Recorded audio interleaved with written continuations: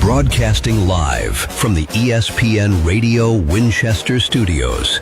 Talking through life, struggles, and whatever's weighing on you. It's time for Therapy Thursday on Franklin County's favorite morning show, The Starting Lineup. And now for your hosts, Joe Abraham and Chewy.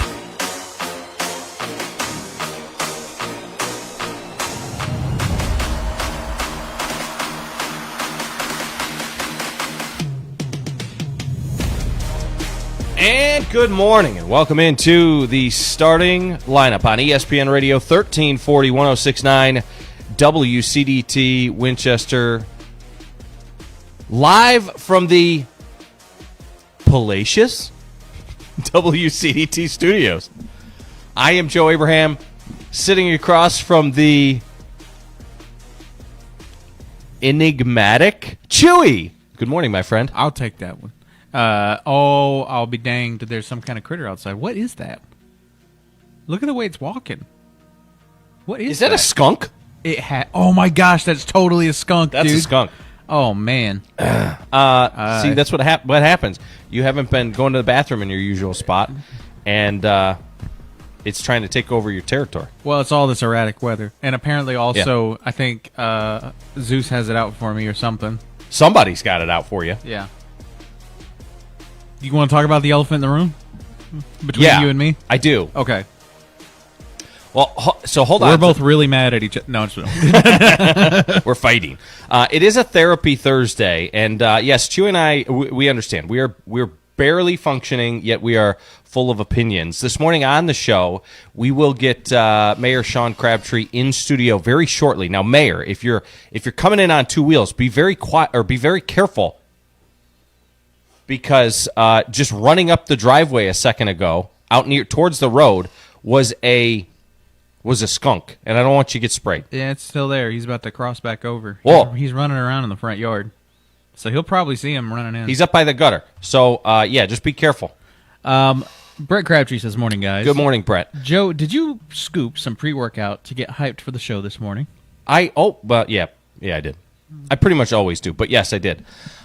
So we got a lot of things to get into today on the show. Chewy, I threw something out there on Facebook yesterday. We're going to have a very interesting conversation. Here's the thing. I don't want to get into it, all of it, just yet because the mayor's going to get in here in a second. I don't want to have to cut us off and then go back and start a conversation over and stuff. So we are going to get into it here in just a little bit. First and foremost, though, we got to talk about something that happened to one of the members of the organization. There you go, yeah. There was a member of the, should we say the Hoagie, not even the station, the Hoagie Roller organization? Sure, yeah, one of the Hoagie Rollers. Yeah. And again, we're not saying who, I guess we'll say, but they freaking, last night, somebody made a really stupid decision. Yeah. And decided to get behind the wheel of a vehicle while intoxicated. Not one of the Hoagie Rollers. Not one of the Hoagie Rollers. This is an anonymous person. I'm not going to say who this person is. I'm not even going to look up who it is. But I just want to say he got really, really lucky last night. That he ran into somebody's home and not, someone else on the road. Yeah. And but last night was kind of a wild ride. I was texting you the whole time about an incident involving a drunk driver on our road. And again, nobody was killed, nobody was harmed. Yeah. A porch was, and a certain vehicle was. Yeah. But I'm just glad that it was those inanimate objects that got hit and not any body.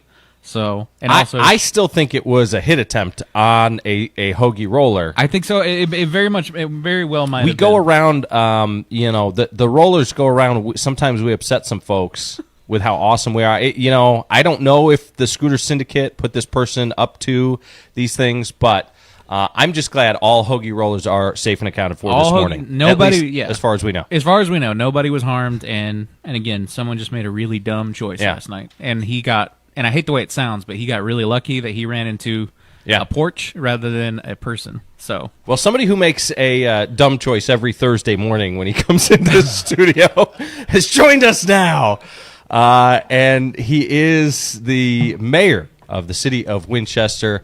And I think that he's got some really positive news to share with us, exciting news to share with us this morning based off of the text that I got from him yesterday. And that is I appreciate you posting that. Mr. Mayor Sean Crabtree. Good morning, friend. Good morning, How are you? guys. Good morning. Y'all are lively.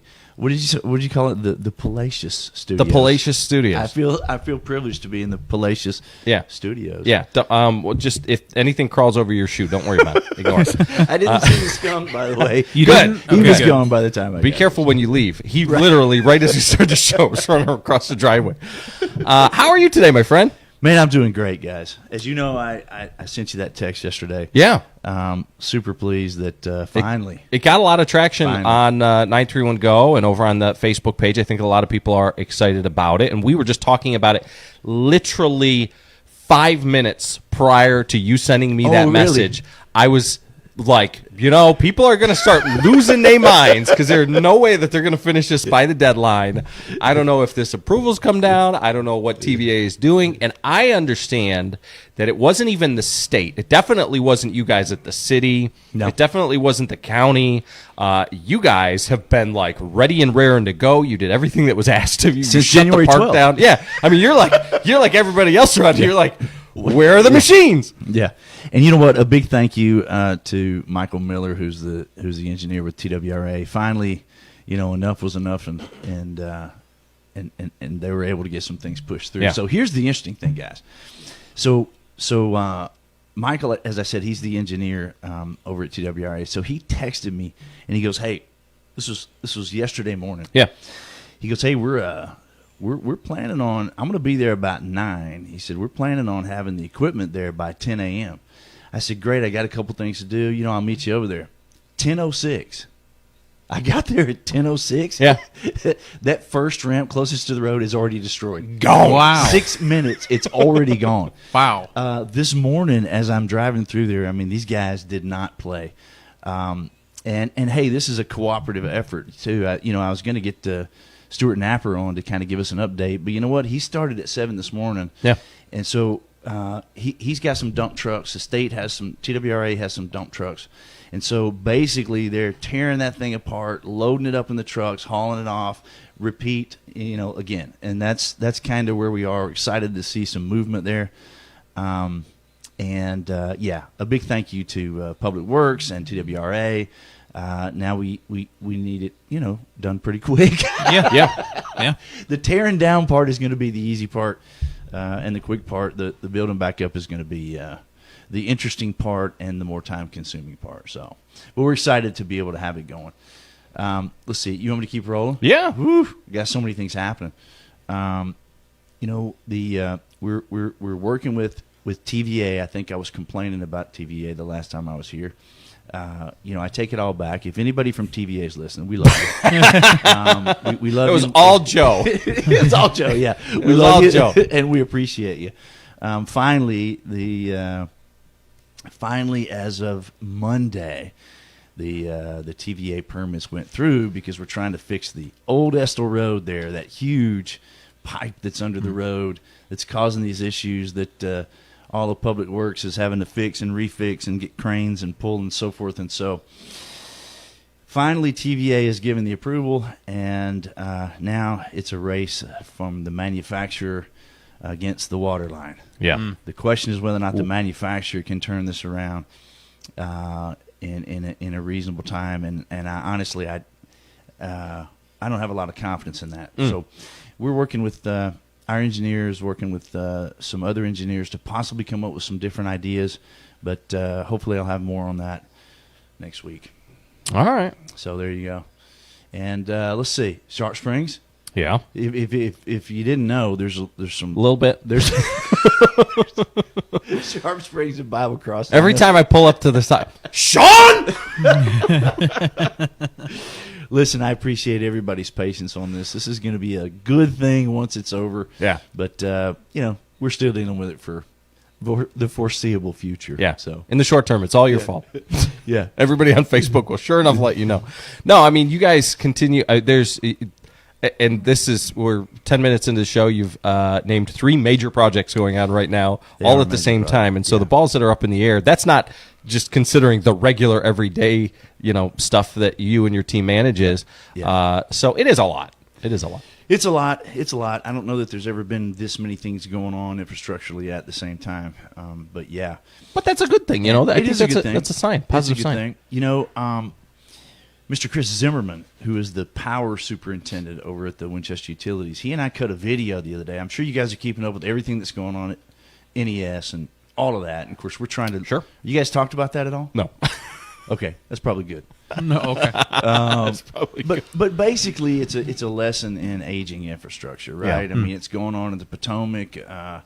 You got some tired old processes at NES that weren't able to deal with the storm and so forth. And so, Chris Zimmerman over at Utilities was kind enough to come and do a little video. And I need to get back to him. We've had some editing troubles with that video, but basically it was a great little couple of minute interview. And what Chris was saying is, if you are in a situation where you're in the city limits and maybe you can see that there's some trees that are overhanging, now is the time to probably call utilities. Right. If you see something that even could look like it might fall down on the power line, when we don't have 20-degree weather and storms and all of that, now's a good time to kind of get on that. Right. And so pick up the phone and call 967-2238. And give the utilities a call. And that goes for utilities. It also goes for other things like, if there's potholes and things like that open up as well, or just like issues that they see with infrastructure around town. If there's something that's going on and you're like, I don't know if that's normal, it's okay for them to just call and give a heads up. They don't need to necessarily yell at you guys. They can yell if they want. When you said pothole, the reason I laughed is because I'm thinking there's about an 8-mile pothole on Bible Crossing. No, that's a joke, but it's kind of true. Yeah. So that'll be on the list too. Hey, and by the way, if you go to, did you get the link I sent you yesterday? Were you able to pull that up? So when I tried to pull it up, it wouldn't pull up for me, but it might have been the computer that I was on. Well, it takes a minute, but if you want to at any point go take a look at what's going on at the ramp, we've got a cool camera that Yvonne Stewart, who is the Queen of Grants, was able to get us through the tourism folks. And so we have a camera set up right there kind of at the Bass Club at the city park. And so if you want to see the dozers going at it, and all the loading and where it is and what's happening and what the latest is, all you do is go to winchester-tn.com, winchester-tn.com, and scroll until you see live cam. There's 6 buttons down there, minutes and agendas and some other stuff. Hit on the live cam, and it'll bring up kind of like a still picture. Yeah. If you click on that and give it a couple of minutes, it'll update, and now you can see live about what's going on. And 2, that works as well if you've got like a 5-year-old son. You just turn it on and set the computer in front of him, and that's pretty cool. Yeah, so he can watch the dozers. There you go. Yeah, no, that's cool. I'm excited about that. I think that camera is going to be a really cool thing. Can you imagine when all the work is done and you got that great sunrise coming over the water there? And oh yeah, it's going to be. Cool. I think everybody's excited about it except for the cats. Cats are not excited. They're going to have to find a new home. Cats. Oh yeah, he brought up the cats. Going to have to go. Oh my god, they're going to have to go. Chewy's got room in his house. Yeah, dude. Just open up the front door. They'll all run in. Be kind to the cats. I do. I'm more of a cat guy anyway. Yeah. I'm not. I like dogs, but I'm more of a cat temperament. Have you seen their little thing out there? What would you call that, Joe? Their congregation. It's cat harem. I don't know. Golly, dude. Oh my god. It's Cat City down there. You just keep. There's more of them every day. They're evidently being fed well. So yeah. Well, they're next to the water. I guess they're all taking the little fishes and stuff. It's their fault I can't catch fish in that lake. They just. All right, let's get a quick break in here. When we come back, we will continue on like a true angler. with Mayor Sean Crabtree in studio. You're tuned into the starting lineup. This is ESPN Radio 1340, 1069, WCDT Winchester.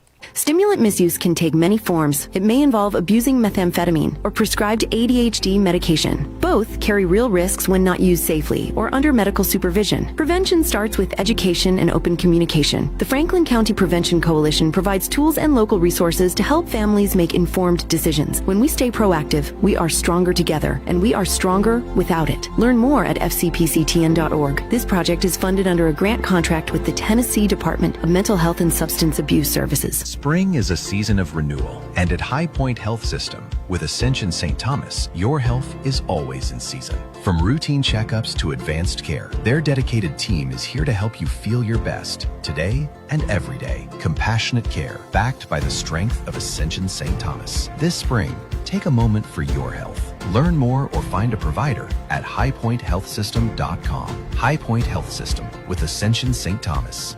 Caring for you for every season of life. From the 931 Go Weather Center, this ESPN Radio Winchester weather update is powered by All About Water, your local water quality experts. I hope you weren't hoping for any dry weather because it's not hitting us anytime soon. We've got showers and thunderstorms with a chance of precipitation being about 90% all the way up until noon, but a high of 64 degrees.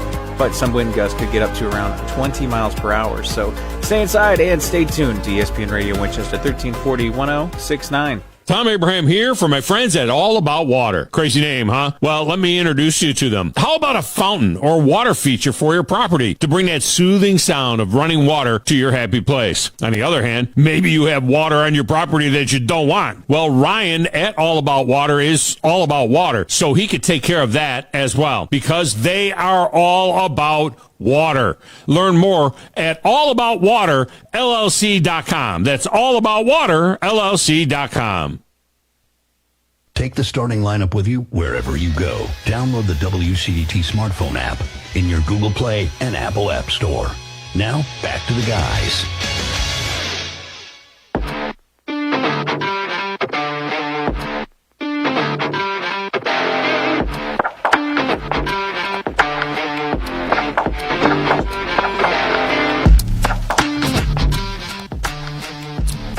And we're back. Back in studio, it is the starting lineup. ESPN Radio 1340, 1069, WCDT Winchester. Joe Abraham alongside Mayor Sean Crabtree, and it is a Therapy Thursday. If you've got any, Therapy Thursday. Yeah. If you've got any questions for the mayor, feel free to jump into the FMO Facebook feed, drop them in the chat, and ask them. So we got basically almost all the Hoagie Rollers already in this morning. Good. I'm glad they all sounded off. They're all accounted for. Listen, I am fairly certain we had a hit attempt put on one of the Hoagie Rollers yesterday. I'm just making sure everybody's okay. Clint Powers is jumping in, Brett Crabtree, Landon Relford, Andrew, and Timothy Baldwin all jumping in this morning. Good morning, guys. So Glad everybody's okay. yes. So, Mayor, one of the concerns that a lot of folks have, and we've talked a little bit about this in the past, is as far as growth goes, because they hear these projects, all of these things, and you've got some people who every time they hear about a project, they groan. And they groan because they don't want growth, they don't want progress, they don't want, and we have had this conversation multiple times. I've had this conversation with Chris Guest, I've had this conversation with a lot of leaders, and there is a certain level of progress that is necessary. There is a certain level of this type of that you guys work through each and every day. And then you guys are also on the flip side of it working to protect the integrity of Franklin County, of the city of Winchester, of what it means to be from here, to live here. And there were things that were set in place well before you guys took office and took the positions that you're in. A lot of people go back to Twin Creeks and they complain about the fact that the dynamic around the community has changed. But that, A, pre-existed you. B, it shows how important decisions we make today are to the future. Yeah, that's right. And C, it's also about mitigation and management of, yes, you want the good and you want to limit the bad. There have been some tremendous things, opportunities, restaurants, stores, growth that has popped up due to as a result of, and I would say that everybody loves the Food City, and I would say everybody loves Drafts and Watercrafts, and I would say that there are a lot of great positives that have come to the community because of these things. And so you guys are balancing that line. You're walking both sides of that line, so to speak, and it is a challenge. Not everybody's going to be happy all the time. You got some people who just wish that it was still all farms around here, and I get it. But we're not Spring Hill. We're not necessarily Franklin, and we're not Tullahoma, and we're not Nashville, and we're not these surrounding areas. We are Franklin County. We're Columbia. No, we're Franklin County. We're Winchester, and we're going to do it our way. And so talk about, your respect for those people who want it one way or the other, and how you take that into account in your everyday decision making. You know, it's a really it's a back and forth tug of war. Obviously, I think, you know, one of the things you said is there are people out there that are just anti any sort of growth. There may be a percentage of those folks out there. I think I translate it like this. In my mind, when somebody says they don't want the growth, I think what they're really saying is we don't want to lose our identity. We don't want to lose, you know, sort of who we are and how we've become here. You know, at the same time, there's got to be a certain amount of growth, as you said, because a lot of the folks who say, I don't appreciate, you know, whatever, Twin Creeks or whatever, all these people on the lake, or, you know, but from an economic standpoint, those are the things that bring the opportunity for a restaurant and a steakhouse and all of those things. So, I mean, here's the thing. Whether we like it, whether we don't, it's going to happen regardless. The question is, can you, as much as you possibly can, make sure that it's intentional, right? That's the goal, and it's not getting out of control.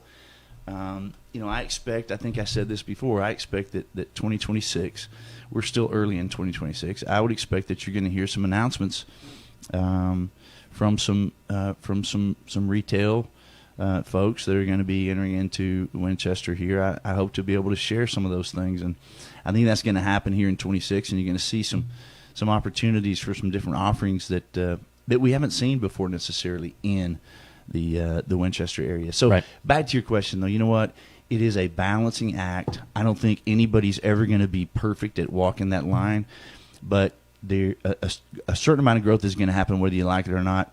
I think our role is to do what we can to make sure that it's intentional and it's growing in a way that we don't lose our identity. Right. Well, which is the major concern. And one of the concerns that I've seen too is in regard to the school district. You know, and I would be remiss if I did not ask you. You know, your wonderful wife got her first appearance on the show not too long ago. You know, she come back, she rubbed that in your face. She said, "You're not the only one now. This is my house now." What she said is, you know, Joe's not a bad guy. That's what I tell people. If you don't, she's listening right now. If you don't like me, you probably don't know me. Yeah. That's what I tell people. No, I appreciate you having her on, Joe. No, she's great. We're excited about her taking that position. I think that's going to be a great fit for her. That doesn't happen until July, by the way. Right. We're just easing her in. Yeah, we're just easing her. We'll ask her the tough questions come July. Right. No, so one of the main concerns, though, is I look at the school district and how the community has gone towards targeting some of these folks who come in. They come in. We all know the story. They come in. They live on the lake in the summer. They've got these big, beautiful houses. They're walking around the square. They're shopping. We've got two different worlds, basically. You know, the entire community doesn't shut down, but the dynamic changes in the winter months when those people leave. And what we've seen from the school district is those people don't have kids. And they're coming in and they're filling up some of these houses, and they're not necessarily taking jobs, but the school district, as a result, they're paying taxes, though. They're paying taxes. They're paying taxes that go to the school system. They are paying taxes, which is great. But the school district has had, in the last, it's like 15 years or something, I mean, we've lost 1,000 kids from the school district. We're losing tons of kids each and every year for whatever reason. Now, as a part of the for a lot of reasons, I think. Yeah, for well, a myriad of reasons. as a part of the conversation, like, what do you think that, because we've got the infrastructure, and I don't think that, from a future standpoint, I don't think that we want that trend to continue. Is that something that you guys, that's on your radar, I guess, as a community, you and county mayor, and I mean, is that something that you guys are looking at and saying, well, how do we kind of balance it back, swing it back the other way? Or what is your thought on that? That's a really good question. Yeah. Yeah. You got me pinned down on that. Okay. Not to be cold here, but I mean, the school system is a county thing, for sure. If you're paying county taxes, then you're paying taxes into the school system whether you have a child or not. Right. From a city standpoint and a community standpoint, obviously we're worried about that. But I have faith in the guys that are taking on leadership roles. I think they're absolutely going to take that on, and I would probably defer to county mayor and I'll school superintendent. And I'll be honest with you, I understand the dynamic about things that are balanced between you and them for the most part. There's about like 90-ish% of the stuff that I know who's handling what, but I ask you questions like that to know how to approach him about asking him about that. And so you did use the word worried. So it is kind of it is a concern. It's on the radar of folks. And again, those are the things that you guys are trying to anticipate and mitigate and other things like that. Now, all that being said, around downtown, I heard from Ricky Tips the other day that you guys have two new on the one side of the square. I don't know which side that is. Is that the east side, the west side, the north side? I think it would be the east side. Yeah.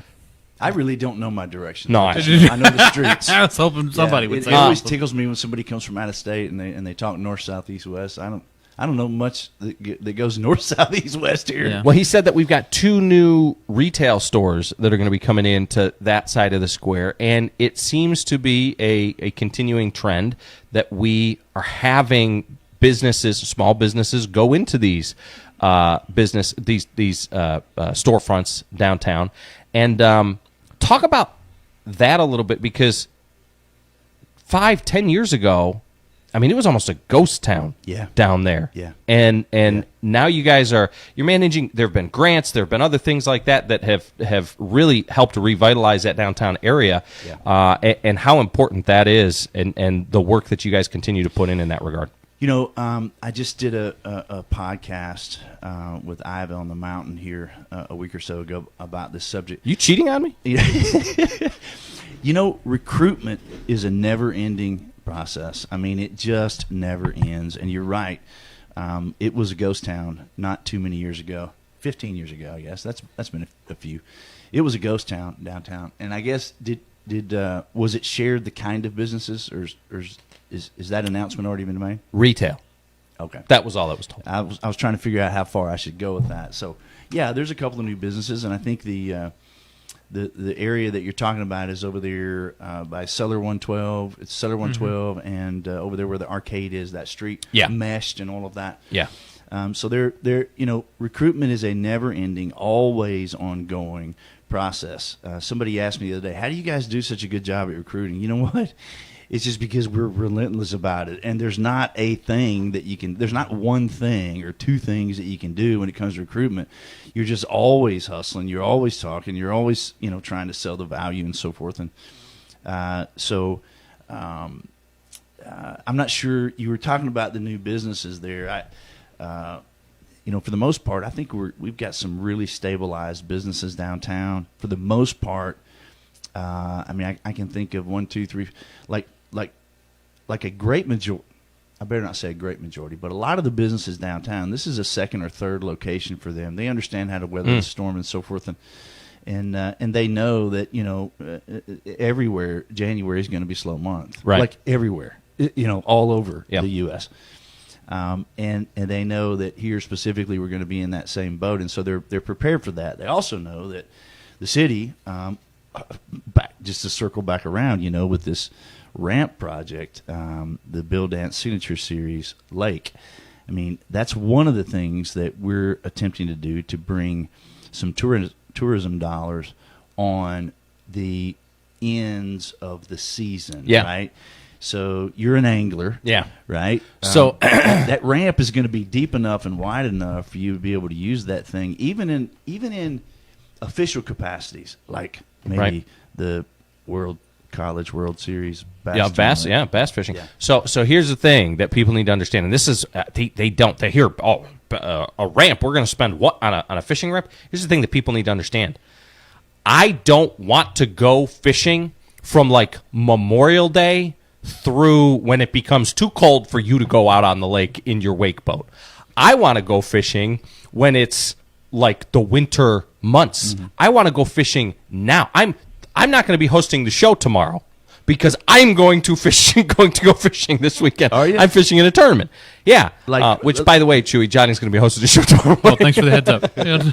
Hey, I gave you like 23 and a half hours. Yeah. Yeah, but no, I mean, I'm not nearly the avid angler that you are, but my understanding is, if you're into crappie, like the colder the better, right? Right. Well, and it's not just crop. I mean, it's not just crappie. Yeah, it's not just crappie, and it will bring people. When you talk about, I mean, the Tim's Ford Bass Classic has had about 200 boats in it for the last 7 or 8 years or something like that. Now, imagine if you were able to create some tournaments that targeted individuals and brought people in from out of town in those off months. We're talking about November, December, January. We're talking about needing a hotel. And here's the thing: this ain't your pappy's stump jumper, okay?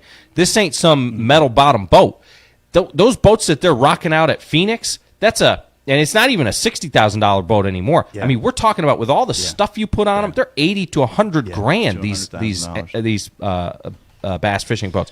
So Yeah. And when you got 200 folks coming in and they're from out of town, they're looking for a place to stay. They're looking for a place to eat. They want to walk around in the off hours and do some shopping and that's those are the greatest kind of dollars that we can bring in because they're not coming from our residents.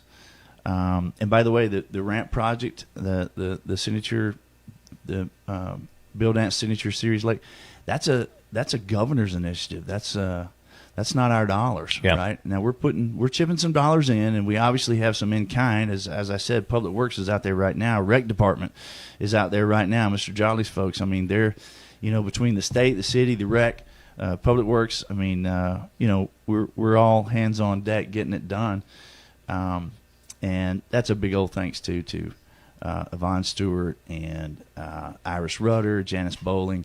I mean, a lot of what we have going on is directly attributed to those folks.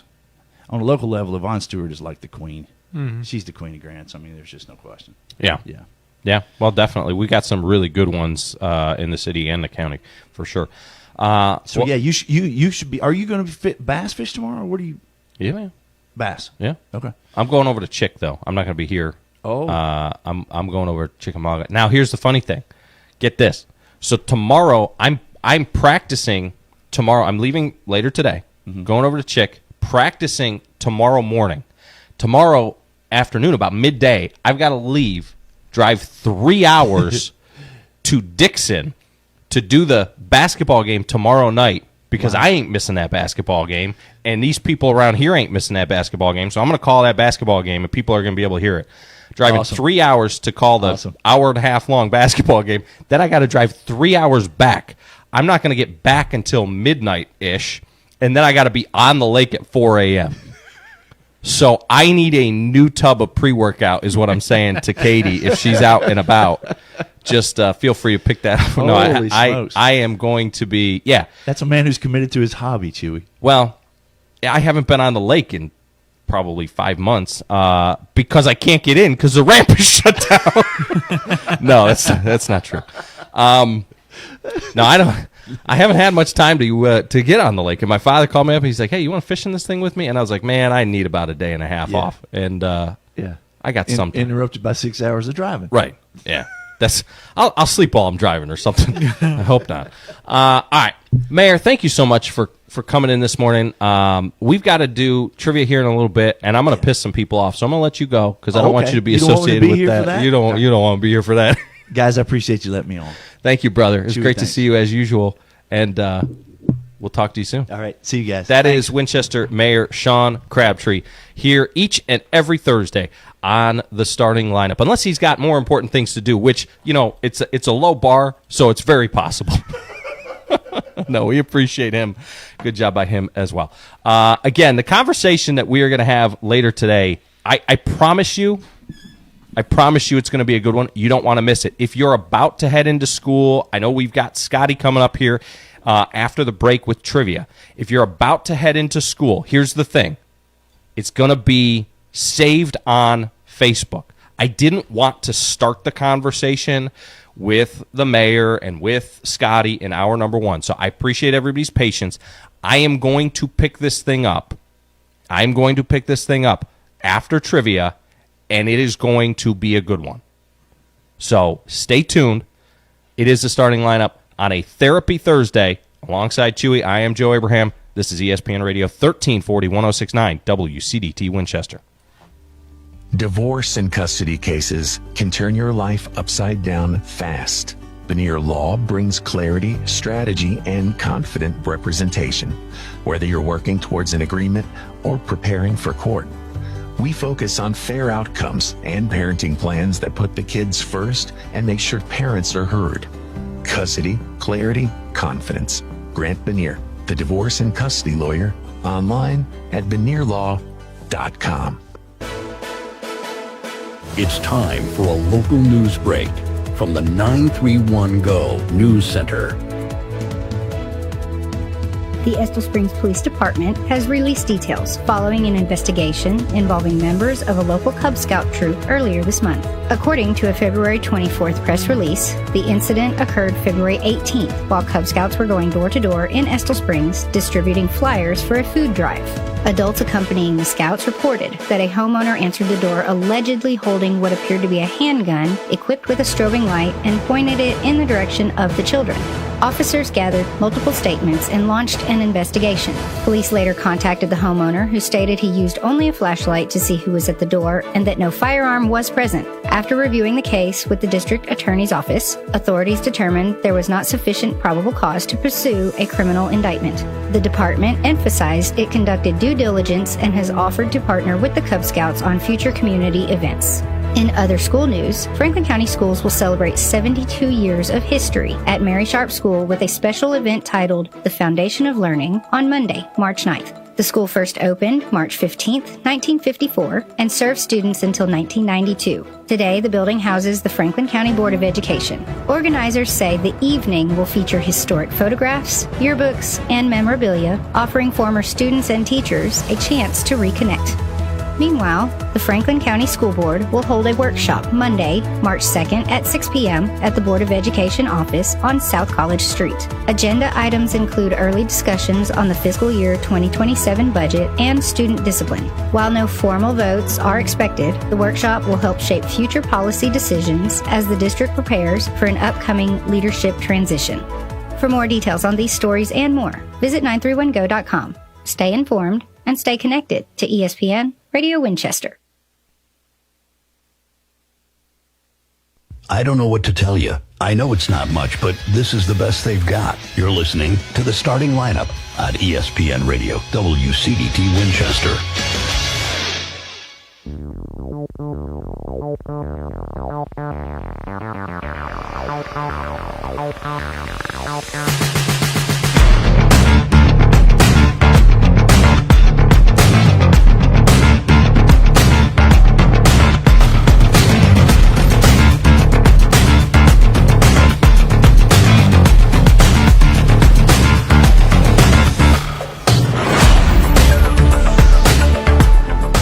Back here on the starting lineup, ESPN Radio 1340 1069 WCDT Winchester. Joe Abraham alongside Chewy. Brett jumped into the chat and said, I do miss hearing the racing on Saturday nights, though. And I will say this much. The racing, my parents have lived here for a while, and I knew that the track was over there. But I never had a chance. I never had an opportunity to go over to the track. And I kind of agree with him. It would be cool if there was, again, I don't know. but I like me some racing, and it would be cool if there was a dirt track somewhere around here. I agree. It's just one of those things. It's like it's just cool to have. You know what I mean? I think that it's where its placement was more the problem with it being so close to downtown and some of the things. I do think that if somebody came up with a really cool idea, if somebody knew a piece of land that was open, available, you know what? This is going to piss some people off, Chewy. But that piece of land that was trying to get passed through as like a multi-family use thing. Yeah. I think that's passed through for a business, but does a racetrack need special because of the noise levels? It probably needs special approval. You're probably right. Well, maybe if you don't, you're just building a circle. I'm making a big oval. Don't worry about it. What if they put a racetrack there? That would be great. You're just like driving down the highway. You're in Food City in the food court. And you just you guys didn't want. Yeah, Brett says the racetrack is a huge part of the history here. It is. You guys didn't want a apartment complex, so instead we're going to build a racetrack in your backyard. So actually, I wanted to talk about some of the comments though while we were talking with Mayor. Oh yeah, we got to call Scotty. Yeah, let's do Scotty first. Brett says Joe's about to go scorched earth on all the whiny, disgruntled people of the county that contribute to absolutely nothing but negativity, and I'm here for it. That's a good way of putting it, Brett. Johnny just texted me. He said today's FC and Tullahoma soccer match is being rescheduled for April 13th or 14th. Oasis. Good morning. How are you, Scotty? Good. How are y'all this morning? I am tremendous. Each and every day that passes, I'm getting more and more and more excited. It's a bittersweet, right? Again, Katie is bringing me food each and every day, just about from the Oasis. But I'm still getting so excited about you guys being back out on the lake, and now they've got that new project that's finally kicked off over there. It's going to change. Y'all are going to have a really nice view of the new ramp that's going in over on the other side of the lake, across from you over there at Twin Creeks and Drafts and Watercrafts. So it's an exciting time for sure. I am. I'm looking forward to it. That's the busiest boat ramp on Kempsford Lake. So it's going to be really nice that they've expanded it and have all the new stuff, the new piers and all that. So it's going to be really nice over there. Yeah, and they'll be able to drop it in and just motor right across the lake, right to you guys. For sure. That's right. Well, brother, it's a Thursday, which means it is time for trivia here. But before we get into the trivia, what do you guys have going on over at the Oasis this weekend? Well, tonight's trivia night. It starts at 6:30, and we always run specials on Thursday night. One of our specials we run is the fish and chips. We do a beer battered cod, Alaskan cod, and fries. And we do that on Thursday night. Tomorrow night, we've got Wildfire Band going to be here. Haven't had them since the Drafts and Watercrafts, a great band. They're going to be playing from 7:30 to 11:30. We're also going to be doing our prime rib tomorrow night. It starts at 4 o'clock, and we do it till it runs out. It's a 12-ounce prime rib, and you get one side of that for $34.99. And we sell out of our prime rib every time we do it. Saturday night, we've got a band called Steel Six, one of our favorite bands that play. They're an 80s hair band. They play a lot of the 80s rock and do a great show of it. So, we're also doing our job fair this weekend for Drafts and Watercrafts. We're hiring for everything down there. Going to be needing just employees for every single job that we have open down there. Right. And going to be doing it from 10 to 1 on Saturday, and going to be doing it from 1 to 4 this Sunday. We're going to be doing open interviews. Come in and sign up for them. Get you an application. We're doing, of course, the servers and bartenders have got to be 18 and up, and all of our other positions are ages 15 and up. Well, Katie keeps threatening that she's going to go over there and participate in that, and she wants to join your team. I keep telling her we just gotta figure out a way to make more money here doing the radio stuff, and she keeps telling me no. I think that I could have a lot of fun over there working with Scotty, and B, we ain't making no money, so she keeps threatening to go over there. And I hope you guys at drafts this summer. I think she just wants to hang out on the lake with you guys all summer long. But hey, I can't blame her. It's a beautiful place to go eat, to go enjoy a meal, and in the meantime, I do encourage you to go out and, like I said, she is bringing me food each and every day from the Oasis, and it never disappoints, my friend. So I appreciate you guys and what you do over there. As far as trivia tonight, for folks who are heading over there, you're going to want to remember the answer to the trivia question because it will be one of the questions asked tonight. And Scotty, folks can call in this morning at 931-967-3500 in just a moment if they know the answer to the trivia question. That's 931-967-3500. And what will they win if they get the question correct? They will win a lunch buffet that they can redeem either today or tomorrow. And, today's our chicken and dressing day and meatballs and gravy. And then tomorrow is our fried catfish with our barbecue chicken. So you can redeem that either today or tomorrow. You can come in and eat it or get it to go. And you can't have one in the past 30 days. Yes, and you can't call before the question has been asked. Somebody's got an itchy trigger finger this morning. The phone's already ringing. All right. That's somebody that's got ESPN, right? Yeah, there you go. It gives new meaning to it. Y'all right? ready? I am ready, sir. All right.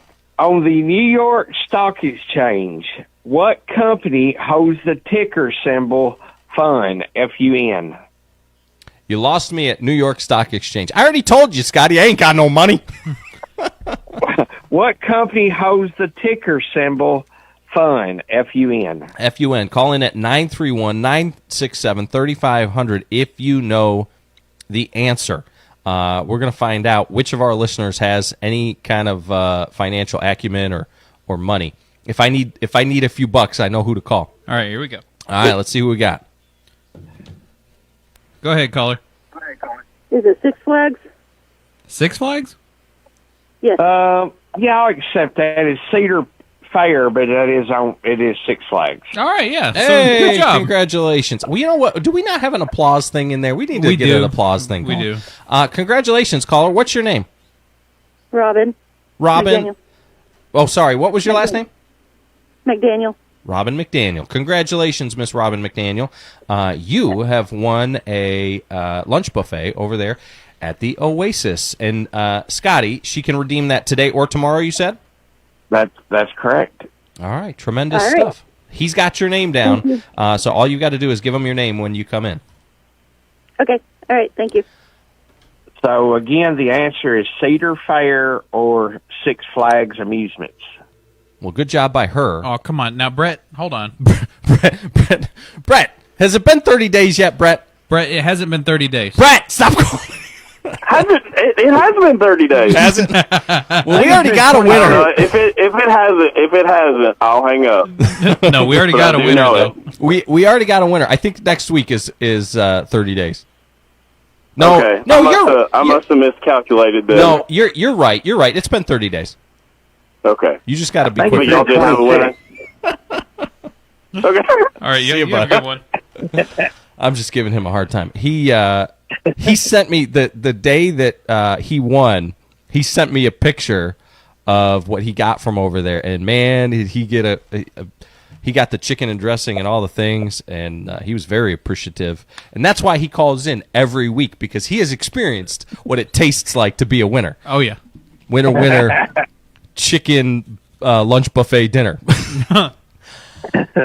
All right, Scotty. Well, I appreciate you, brother. Have a tremendous weekend over there at the Oasis. And again, for folks who want to participate tonight in Trivia Night, what time do y'all get started? 6 p.m.? 6:30? 6:30. 6:30. But you want to get there at 6. Get or you here won't early, get get you a good seat, get you a good meal, get your food order before we start trivia. Yeah. All right, brother. We'll talk to you soon. All right, y'all have a good day. That is Scotty over at the Oasis. All right. When we come back, I'm going to piss some people off. It is the starting lineup. You're listening to ESPN Radio 1340 1069 WCDT Winchester.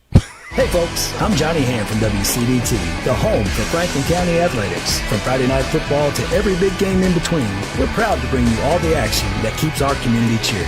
Want to be part of that excitement? We'd love to talk with you about advertising and other great opportunities to support our local athletes. So give us a call today at 931-967-2201 or stop by the station at 1201 South College Street right here in Winchester. WCDT Winchester. We are Franklin County.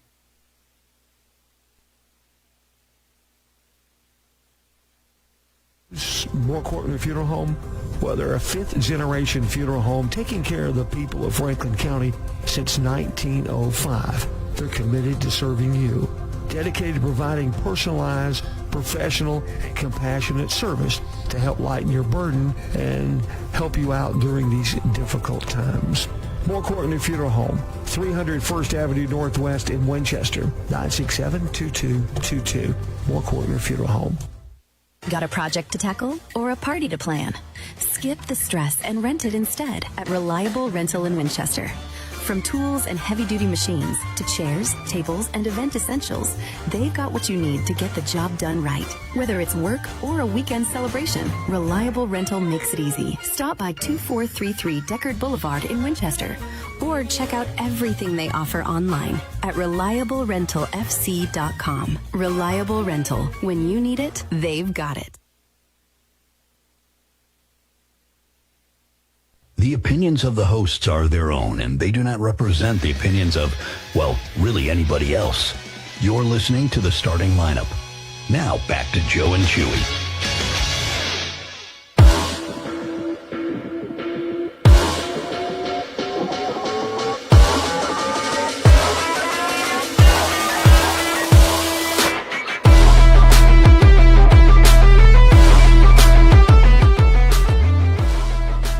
Back here on the starting lineup, ESPN Radio 1340 1069 WCDT Winchester.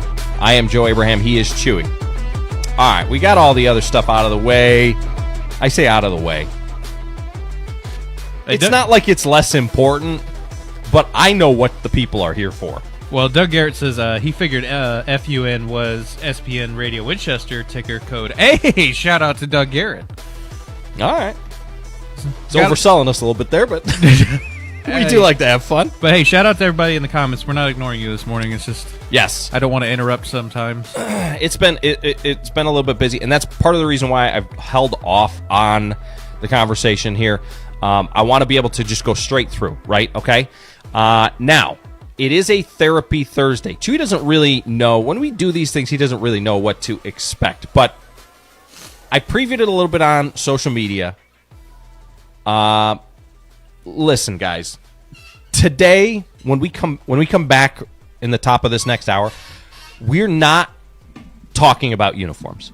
We're not talking about a T-shirt. We're not even going to talk really about social media. We're going to talk about culture. I have heard enough this week, whether it be through social media or whatever, and it's not necessarily that I'm concerned as much as it is at this point. I'm angry with the way that some people behave. When middle school kids get excited about new uniforms and the first response from adults is comparison or criticism, I mean, are you kidding me? When high school girls who are on the softball team make a joke with their teammates, and people who did not even watch the show need to knee-jerk jump into a comment section to take it seriously, that's not... I mean, we're not talking about conversations about fabric, colors, or slogans. What we're talking about at that point is who we are becoming as a community, or who some people have already become. We say we are FC, but for some people, they need to ask themselves, what does that mean? Does it mean that we support our own, or does it mean that we sit back there and we critique from the comments section? Goodness gracious. And I'll tell you something else. A championship culture does not start on Friday nights. It does not start the night of a game. It doesn't even start in the locker room necessarily. It starts in the community. It starts in the stands. It starts in the living rooms, in the meeting rooms. Because it starts with the adults. It doesn't start with the kids. It starts with us. And this is another reason why I'm glad that I kind of held off on this. Is because I want all these kids to be in school when we have this conversation. And I know that they can pull it up on social media if they want to. I know that if they listen to the show in the car, they're not. It's not something that they necessarily haven't heard from me before. But if you've commented on uniforms, but you haven't attended a game in the last, 12 to 18 months, if you weren't there last year, in the last year, this next hour is going to be for you. But it's also going to be for you if you love Franklin County and sometimes you just forget how to show it. Because that's all of us. The reality is jumping into the comment section, calling North a feeder school to Tullahoma, that's not funny. That's not harmless. That's teaching kids that their identity is temporary. You can't build championship confidence on top of a community with an inferiority complex, guys. And for you to jump into the comment section and say crap like that, that's what you've got. You've got an inferiority complex. Because I ain't here to be second fiddle. We're here to be the best. We'll talk about it in hour number 2. It's the starting lineup. ESPN Radio 1340 1069 WCDT Winchester.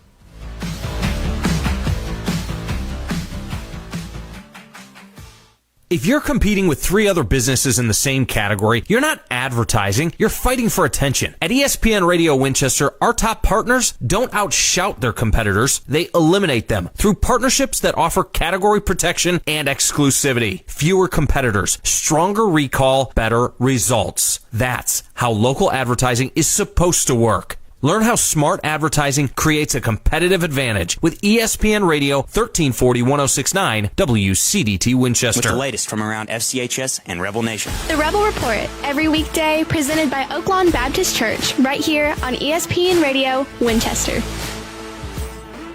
Welcome back, Franklin County. I'm Lucas. And I'm Laura. Here's your Rebel Report. We start off with postseason basketball news. The Franklin County Rebelettes battled hard Monday night and came up just short, falling to Tullahoma by 4 points. That tough loss places them 4th in the region tournament. It was a close one all the way through, but the Lady Rebels showed a lot of heart.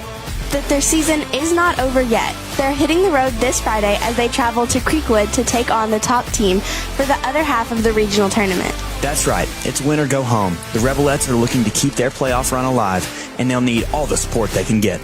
And if you can't make the trip, be sure to send them your positive vibes and encouragement as they fight to extend their season. Good luck, ladies. We're behind you all the way. Now, let's head to the pitch. The Franklin County Rebel soccer team kicked off preseason play last night with an impressive performance against Marshall County. The Rebels came away with a strong 3-0 victory, setting the tone for what looks to be an exciting season ahead. Great defense, solid ball movement, and 3 goals on the board. That's how you start off the year. They won't have to wait long to get the regular season underway. The Rebels open their official schedule next week with a home match against Central Magnet. Make plans to come out and pack the stands. Let's give our soccer team a big home field advantage as they start their new season. And it's not just soccer getting started. Spring sports are officially in full swing. The Franklin County softball team will kick off their season at home as they take on Cannon County. Meanwhile, our Rebel basketball boys will also be hosting at home Tuesday as they face off against DeKalb County. It's shaping up to be a busy and exciting week for Franklin County athletics. Make sure you come out, be loud, and support your Rebels and Rebelettes. That's all for this week's Rebel Report. Have a great week, Franklin County. Located at 108 Memorial Drive in Winchester, Oaklawn Baptist Church is a place where families grow, faith is strengthened, and students are encouraged to live with purpose, which is why we're proud to sponsor the Rebel Report. Our mission is simple: introduce people to Jesus and build strong families through God's Word. Join us this weekend for Sunday School at 10 and worship to follow at 11. Learn more online at oaklawnbaptistchurch.org. You're listening to ESPN Radio 1340 AM WCDT and 106.9 FM W295 AV Winchester, Southern Middle Tennessee's sports leader, serving Franklin County for over 75 years.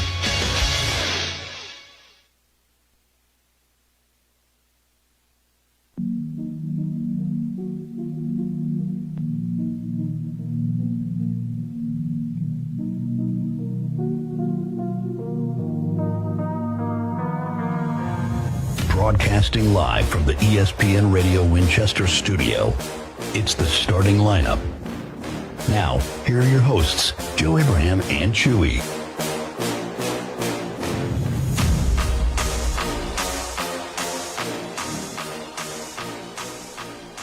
Back here on the starting lineup, ESPN Radio 1340, 106.9 WCDT Winchester. I am Joe Abraham. He is Chewy. As we get set for the Pledge of Allegiance, presented by the folks over at Southern Tennessee Cardiology and Dr. Basaraba, who proudly serve our community with trusted heart care. Southern TN Cardiology and Dr. Basaraba take care of Franklin County one heartbeat at a time. And if you or anybody that you know has experienced the work of Dr. Basaraba, feel free to drop that in the chat one morning and let folks know. I've commented on the fact that my father uses Dr. Basaraba. Do they call him Dr. B? Sure. I feel like his name is tough enough where you could call him Dr. B. I heard yesterday they call Coach Kelly Kennedy Coach K, which is cool. But Dr. B would be a cool nickname. So Doug Garrett jumped in the chat in the break here saying that he has seen it on his page for years, talking about negativity. There are some in this community that will tear down FC athletics no matter what they accomplish, but even love it more when they can pile on a loss. It's truly sad. Clint Power says, tell them, Joe, put their money where their mouth is. And then Brett jumped in at the end saying, I think it's a good thing that kids know that you got their back, Joe. So, yeah, showing that they have support around town is very important, especially from, athletic forward places, Yeah. Well, we're going to get back into that here in just a moment after the Pledge of Allegiance from Deckard Elementary.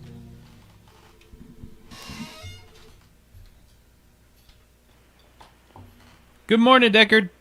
Good morning, WCDT. How are you guys out there this morning? We are wonderful on this little bit of a gloomy day. How are you? Oh, we're going to be all right, I think. I think maybe the best way for us to start off our morning even better would probably be get a really awesome pledge this morning.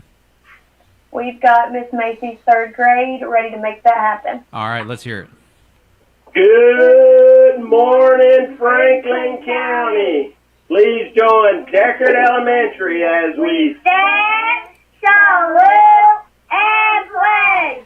I pledge allegiance to the flag of the United States of America and to the republic for which it stands, one nation, under God, indivisible, with justice for all.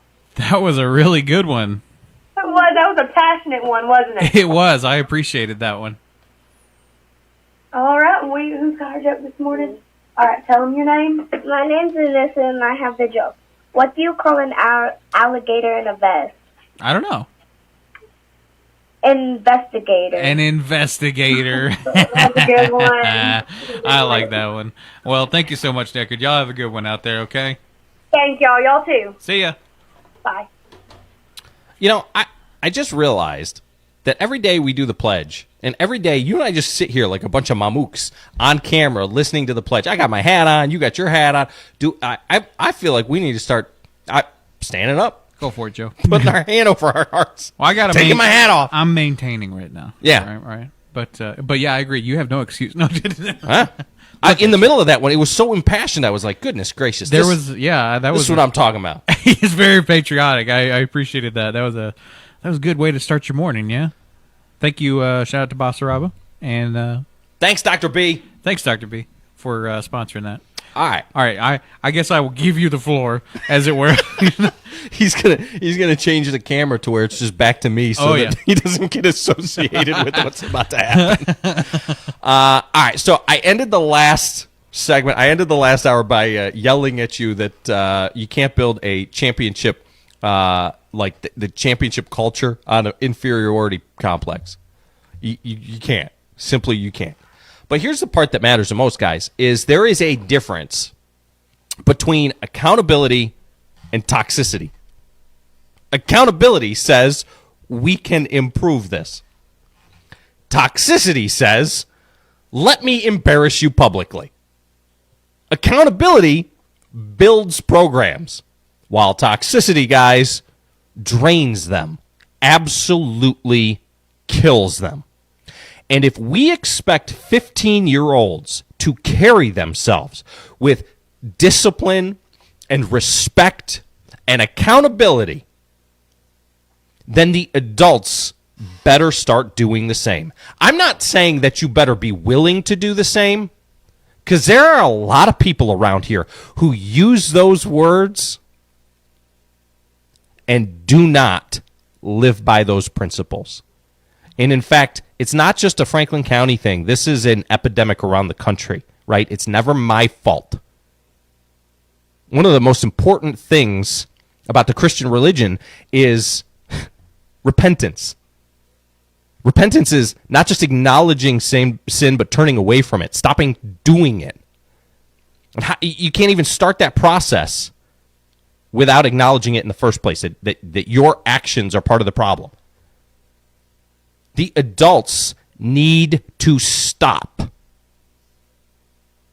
You can't just talk about it. You got to be about it. The standard is the standard, and it's set by us on the field and off the field. So today, we're going to reset something.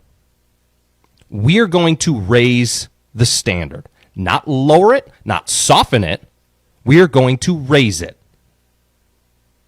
And it's important that we do this because, in my opinion, the momentum that we have, that we are building, is fragile. And it only takes a few. It only takes a few loud, negative, nasty voices to slow it down. And I have said this in the past. If we are not all rowing in the same direction, then we will not get where we want to go. Everybody. Even if you don't agree with the how or the direction on how do we get to the where we want to go, everybody better be rowing. And if you're not in one of those positions, one of those seats to determine the direction, the path that we're taking, and you want a say, that's on you. Get your butt up and get involved. If you want to have say, get more involved.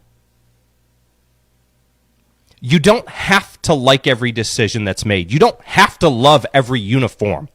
But you do have to decide, are you going to be a part of the process of building something, or are you just going to comment on it?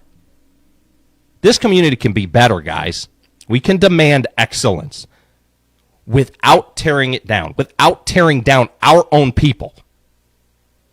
And we can hold leaders accountable. We've done that without poisoning the atmosphere, without making it weaker, by making it stronger. We can build something. We can raise the standard. So be a part of that. Why would you not want to be a part of that? Rather than the opposite. Tearing it down. So I'm going to start. I say start. I'm going to get into the meat of this by talking about something that's real, that's applicable. It's not about one team or one coach or one comment thread or one jersey. This is about something, bigger than one situation. As a community, it's my opinion that we have lost perspective on how long it actually takes to build a program. Consider Franklin County and how many coaches we've gone through, how many administrators we've gone through, how many principals, how many teachers, how many, we burned through. Just for a second. It's like we live in a microwave culture where we expect instant results. And I'll tell you what, you pull something out of the, you pull some, what's something you can make in a freezer? What's one of those, like meals? Like a Hot Pocket. Yeah. Well, something like a beef stroganoff or something like that. Something that comes frozen that you can pop in a microwave. I don't know, is it beef stroganoff? Something, one of those like... Yeah. Microwavable meal. Microwavable country fried steak dinner. You go to the store, pick you up a frozen microwave dinner, and make that. And I'll tell you what, it'll come out quick, and it's edible, but you pay for it later. Now I want you to make that same meal from scratch, like your mama did, like your grandmama did, like Mammy did, like your meemaw did. Go through the process. Do it the right way. And make it again. It's going to taste a lot better. And the payoff is going to be there. You can expect instant results, instant wins, instant championships, instant turnarounds. You can put it in a microwave. But programs are not microwaves, guys. They're slow cookers. They're crock pots. They're ovens. And y'all are unplugging the oven, unplugging the slow cooker before the meat is done.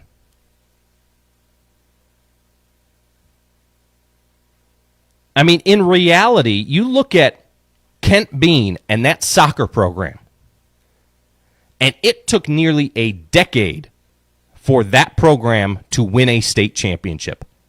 A decade. Not 2 seasons, not 3 seasons. Not give them a year and let's see what happens. Years of consistency, of relationships, of building a culture that was reinforced every single day. And when the banner was raised, when the parade was and people showed up to the parade, and everybody posted their congratulations. Look what we did. You didn't do anything. You wanted pictures. Oh, I'm going to take pictures with all the girls who won the... Were you at summer workouts? Were you at a Tuesday practice in July? Were you even at the fundraisers? Were you at the JV games when nobody else was in the stands? That's not criticism, guys. That is math. Success is celebrated publicly, but it is built privately. I'm one of these guys. I go to the gym and I listen to like the motivational. Happens in the dark when no one's watching. Right? That's what these players, these kids, these coaches are going through each and every day. And you have the gall to get on social media and complain about it? About what they're trying to build before they've even gotten started?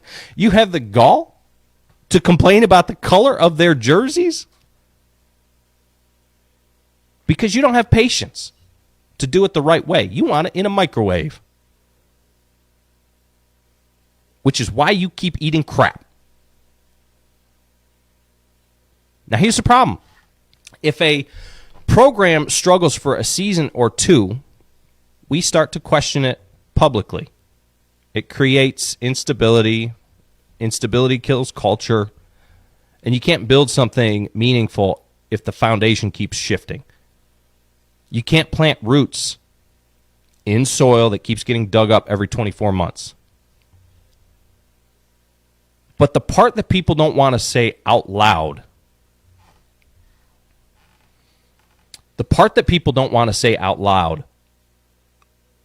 the way a community treats coaches directly affects who applies for these jobs.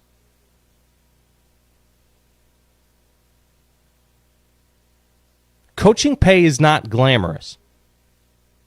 The hours, wouldn't wish them on you. They're insane. The time away from your family is real. On top of all of that, and this is probably why a lot of people don't get into politics or coaching or whatever, because you got to deal with, on top of all that, the public criticism, the sarcasm. Everybody's a Facebook expert these days. And you've got people who have literally never attended a practice telling you how to run one. At some point, the good candidates, they look at that, guys, and they ask themselves, why would I sign up for that? And the ones who are there, who are good, who are building, are going to ask themselves, why am I continuing to deal with this? And they will look for an opportunity elsewhere. And we wonder why in the past applications have been thin. It's not a coincidence. It's cause and effect. I'm not saying that every coach is perfect. I'm not saying that every hire is the right one. Sometimes it doesn't fit. Sometimes it doesn't work itself out. That's normal. What's not normal is driving people out before they've had time to build. If you reset leadership every 2 to 3 years, you're resetting progress every 2 to 3 years. Year one, you've got a culture shock. Year two, you've got buy-in. Year three, you're starting to build. You're building depth. You're building. And year four, you've achieved your new identity. But year five is when you start seeing success a lot of times. You start seeing championship windows open up. But you don't get to year five if you panic at year two. What you end up doing is cycling and cycling and cycling until your reputation as a community, as a school district, as a school, as a program becomes good luck coaching there. And that reputation spreads, my friends, not just to other coaches. It spreads to parents. It spreads to players. We have forgotten what high school sports, what school sports, what would you call them, like interscholastic sports, are supposed to be. This is not pro sports, guys. It's not entertainment for adults. It can be entertaining for adults, but it's not. That's not its purpose. It's not fantasy league fulfillment. It is development. Development of these young kids. Maybe it's of skills. Maybe it's of leadership. Maybe it's of accountability. But it's growth for them. It's relationships for them. It's kids learning how to handle adversity, which is a whole nother thing that I don't even want to get into this morning. But if you aren't letting your kids struggle and you're stepping in to protect them, you're part of the problem as well. Because sometimes adversity, whether it's losing seasons or sitting on a bench, adversity is needed by these kids, and they don't get enough of it these days. But that's all part of it. If the only time that we as a community are supportive is when there is a trophy involved, that is not culture, that is conditional, fandom. And that's not going to build sustained success if you just show up at the parade. Stability builds programs. Chaos kills them. And right now the question is not are our coaches good enough? The question is, are we stable enough as a community to allow something good to grow? There are certain people in this community who are going to jump on Facebook and prove that they're not stable enough, that they are so insecure. But it is exhausting to be on this end of things, to be a coach, to be somebody in the quarterback club or somebody in one of these, trying to build one of these programs, constantly combating the noise from people who don't show up.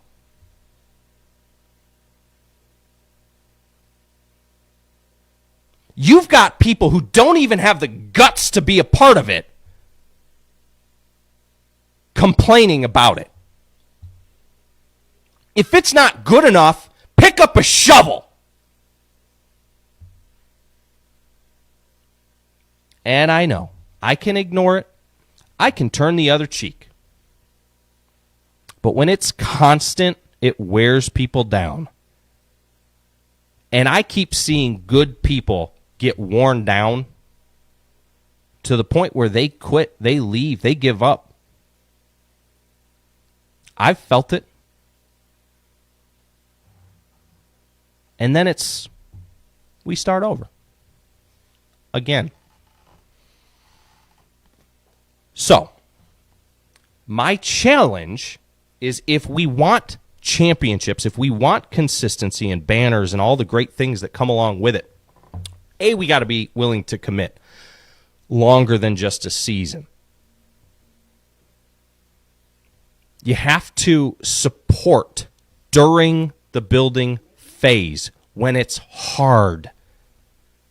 You've got to buy in and be positive and support through the crap. And like I said, how do you get through the crap? How do you wade through it all? You pick up a shovel and you get to work. It's not easy. You don't get to a trophy without patience, guys.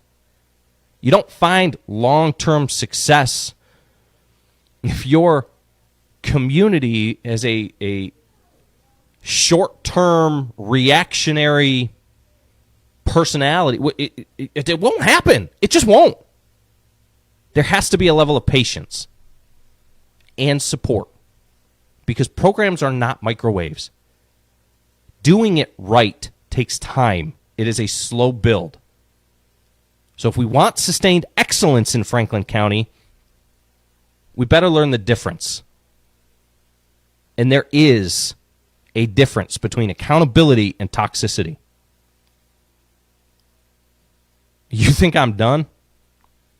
Wait till we come back. It is a starting lineup. This is ESPN Radio 1340 1069 WCDT Winchester.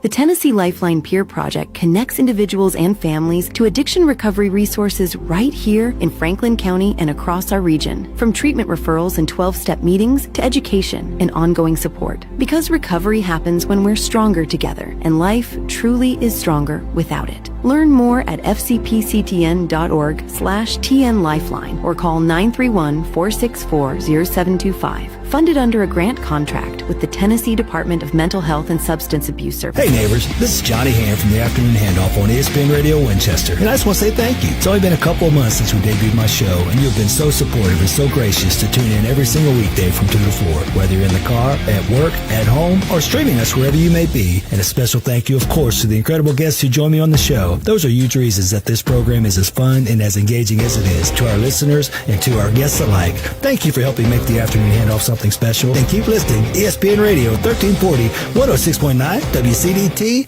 Winchester. From the 931 Go Weather Center, it's time for an ESPN Radio Winchester weather update, presented by Pennett's Pharmacy.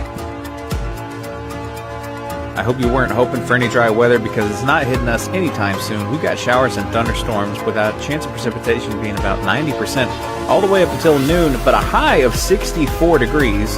but some wind gusts could get up to around 20 miles per hour. So stay inside and stay tuned to ESPN Radio Winchester, 1340 1069. At Bennett's Pharmacy in Winchester, we're more than a pharmacy. We're your partner in health. Conveniently located at 1201 Dinah Shore Boulevard, we're here to serve you with fast, friendly, and personalized service. Need prescriptions filled? Looking for over-the-counter products? We've got you covered. Plus, enjoy local delivery and expert advice from our caring team. Call us today at 931-967-2777 or stop by Bennett's Pharmacy at 1201 Dinah Shore Boulevard today. I don't know what to tell you. I know it's not much, but this is the best they've got. You're listening to the starting lineup on ESPN Radio, WCDT Winchester.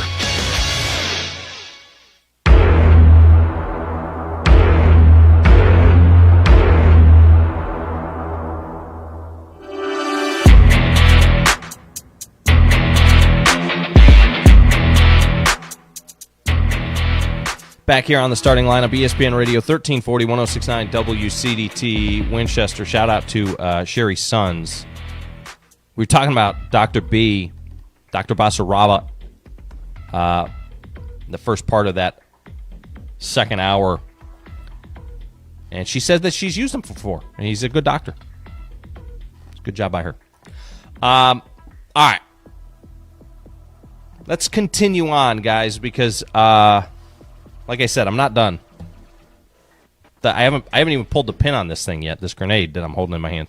All right, so the question becomes, what are we actually trying to build? What are we building, right? It's not about a uniform. It's not about a shirt. This is not about... what this is about is the temperature across the community.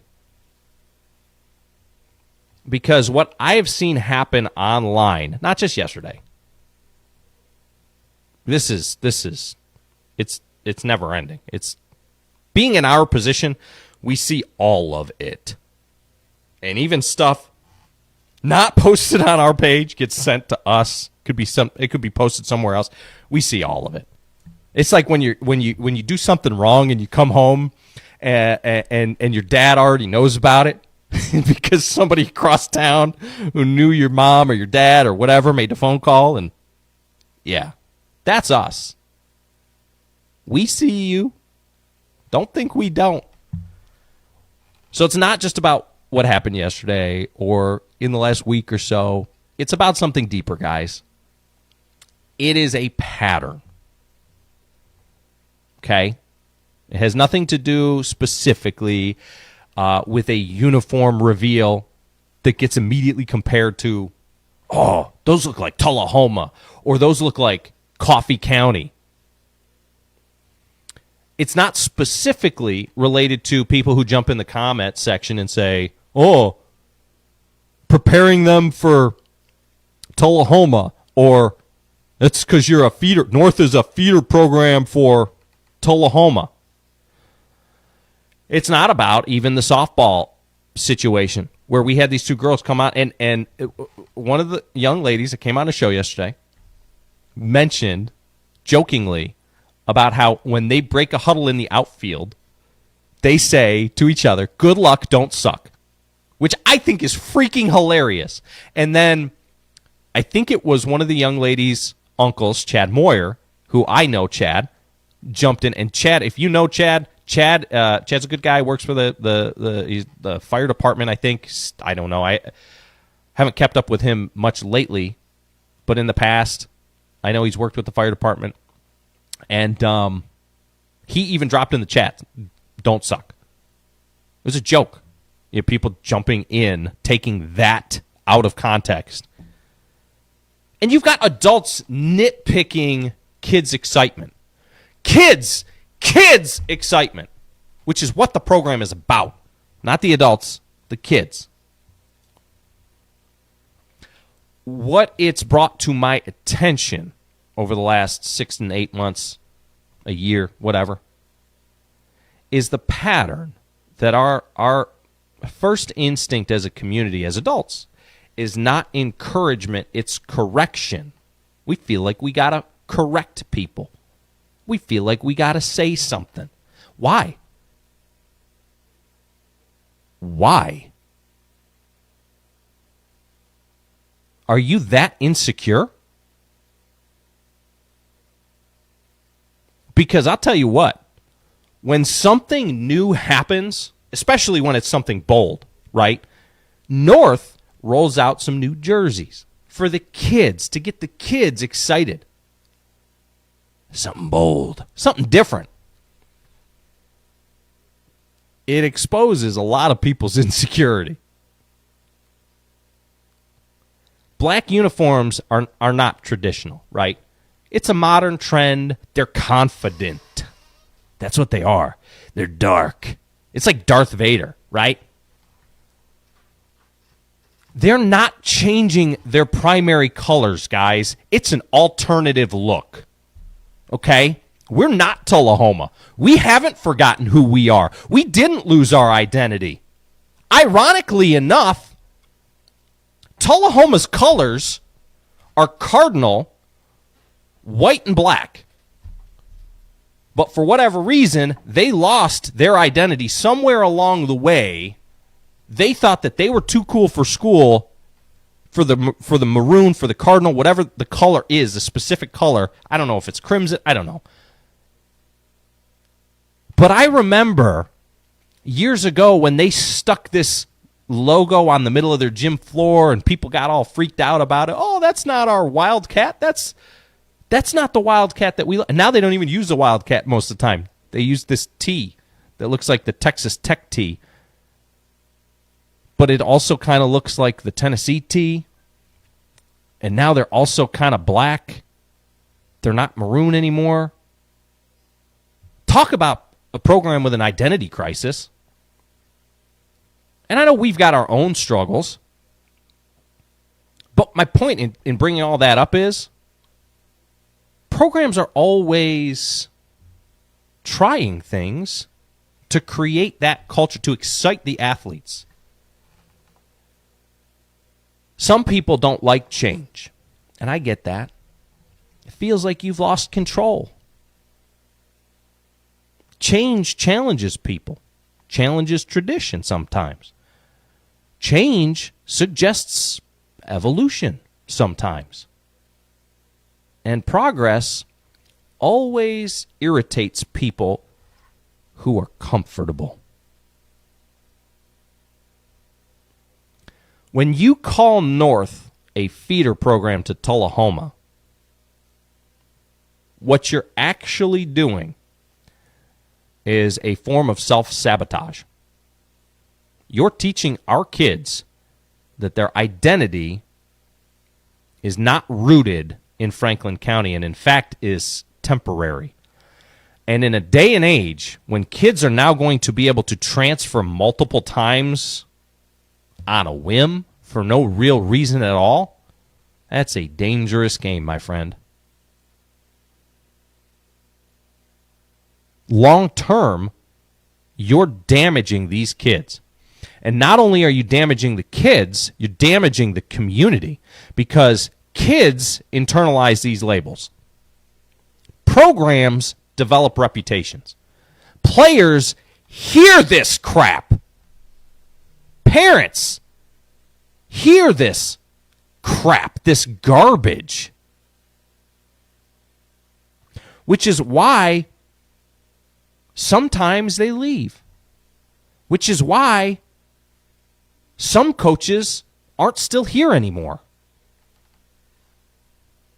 Because culture is a narrative, guys. That's all it is. Culture is a narrative. If we start telling ourselves or our kids or each other that we are second tier, then guess what happens? People start acting second tier. Our programs start eroding from their core. The state of Tennessee, the checkerboard that every school around this state puts on their crap, on their basketball uniforms, and on every time we match up on the court. The other team's got checkerboards down. We've got checkerboards down. Our gusset, they got checkerboards down. Their gusset. All of that stems from UT Knoxville. And I don't know. It was like 20 some odd years ago, 30 years ago now. Holy Moses. There was a coach who brought a championship, a national championship to the state of Tennessee. A football coach achieved the ultimate glory. He didn't do so with Peyton Manning. He did so with a guy who had a letter as his first name. And you know where that coach came from? You know where he went to school? You know what his culture, what his heritage, where it was built? On the banks of Tim's Ford. In our county. For our team. That was built here. That was built here. And a lot of those teammates of that man, Philip Fulmer, still live, reside, operate right here.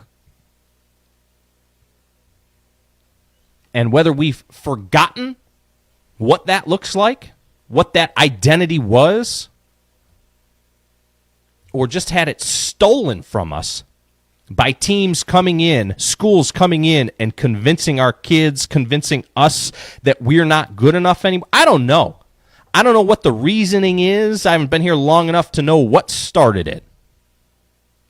But I can tell you what, we're not going to be able to build forward if we do not put an end to this inferiority complex that we've got. And we ain't got no damn reason to apologize to anybody about who we are.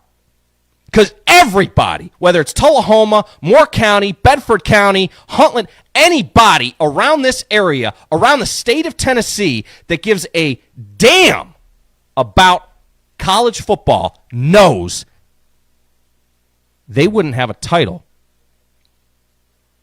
under the Tennessee Vols name if it wasn't for Philip Fulmer, that program, and what started, what was built here. It came from here, guys. What are we doing? And as a Browns fan, I hear people, they make fun of the Cleveland Browns, and oh yeah, they suck nowadays. But you know what? There was a time where the Browns' culture, heritage was the NFL. And they lost it.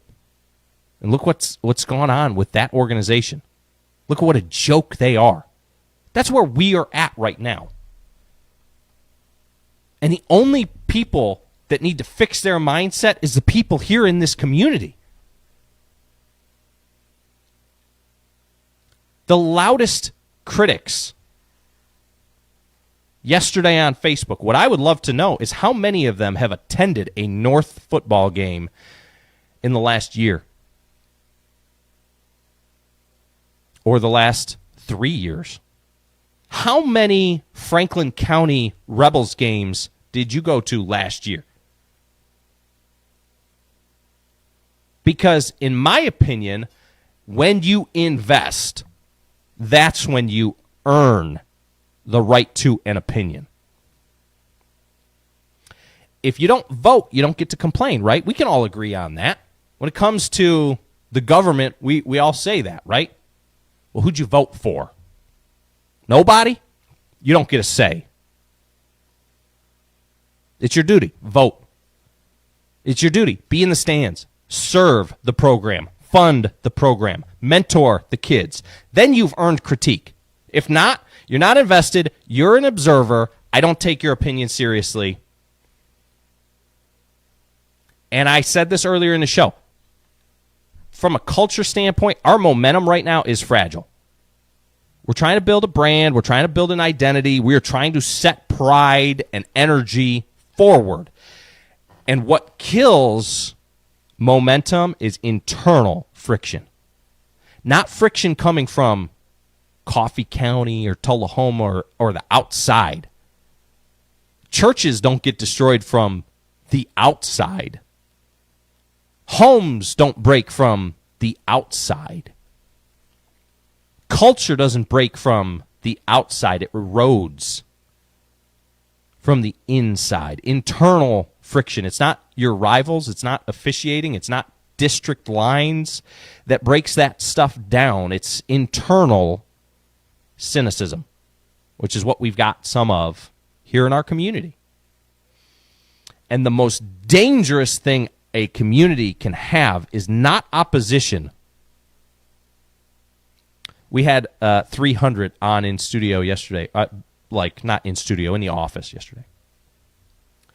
And there's the guy. What's the guy's name, Chewy? Effie Ortiz. Sure, that guy. He's a guy. He's like disabled. He can't hold a shield. He's a hunchback. He's a hunchback. And he can jab the spear, but he's one of them until he feels like he's not. They didn't get beaten in the hot gates, the 300. They didn't get beaten by the opposition. They came together. They rallied together. They fought. When they got beaten, it became because, not the opposition, it came from within. The most dangerous thing we've got right now, guys, is apathy mixed with sarcasm.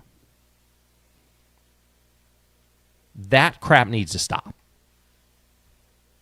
Apathy mixed with sarcasm. All right, when we come back, accountability versus toxicity. Break that down, and I'm still not done. It is the starting lineup. You're listening to ESPN Radio 1340 1069 WCDT Winchester. Spring is in the air, and so are fresh new savings at Furniture Merchandise Outlet, FMO, right here in Tullahoma. Ready to refresh your space? From living rooms and bedrooms to dining sets and mattresses, FMO has the styles you want at prices you'll love. No long waits, no sticker shock. Just take it home today. Visit them at 105 North Jackson Street in Tullahoma or browse anytime at FMOTN.com. Furniture Merchandise Outlet, where spring cleaning turns into a spring upgrade. It's Larry from Shelby, previously on the Paul Feinbaum Show. You know what, Chris? Let me tell you something. Why don't you go catch your breath before commenting on somebody else's? And Hacksaw Tuscaloosa Jim Duggan. You shut up, because I could strike you out blindfolded, pitching underhand with both arms tied behind my back. Okay, why don't we take a break? I'm pretty exhausted. The Paul Feinbaum Show, weekdays at 3 Eastern on the ESPN app and on the SEC Network. It's time for a local news break from the 931 Go News Center. The Estill Springs Police Department has released details following an investigation involving members of a local Cub Scout troop earlier this month. According to a February 24th press release, the incident occurred February 18th while Cub Scouts were going door to door in Estill Springs distributing flyers for a food drive. Adults accompanying the Scouts reported that a homeowner answered the door allegedly holding what appeared to be a handgun equipped with a strobing light and pointed it in the direction of the children. Officers gathered multiple statements and launched an investigation. Police later contacted the homeowner, who stated he used only a flashlight to see who was at the door and that no firearm was present. After reviewing the case with the district attorney's office, authorities determined there was not sufficient probable cause to pursue a criminal indictment. The department emphasized it conducted due diligence and has offered to partner with the Cub Scouts on future community events. In other school news, Franklin County Schools will celebrate 72 years of history at Mary Sharp School with a special event titled The Foundation of Learning on Monday, March 9th. The school first opened March 15th, 1954, and served students until 1992. Today, the building houses the Franklin County Board of Education. Organizers say the evening will feature historic photographs, yearbooks, and memorabilia, offering former students and teachers a chance to reconnect. Meanwhile, the Franklin County School Board will hold a workshop Monday, March 2nd at 6 p.m. at the Board of Education office on South College Street. Agenda items include early discussions on the fiscal year 2027 budget and student discipline. While no formal votes are expected, the workshop will help shape future policy decisions as the district prepares for an upcoming leadership transition. For more details on these stories and more, visit 931go.com. Stay informed and stay connected to ESPN Radio Winchester. When it comes to caring for your loved ones, choose a name you can trust. Inhabit Home Health in Winchester, located at 2068 Cowan Highway. We're here to provide compassionate professional care right in the comfort of your own home. From skilled nursing to therapy services, our team is dedicated to helping you or your loved ones achieve the best quality of life. Call Inhabit Home Health today at 931-967-0633 to learn more about our personalized care plans. We had a plan, and then the microphones came on. You're listening to the starting lineup on ESPN Radio 1340 1069, WCDT Winchester.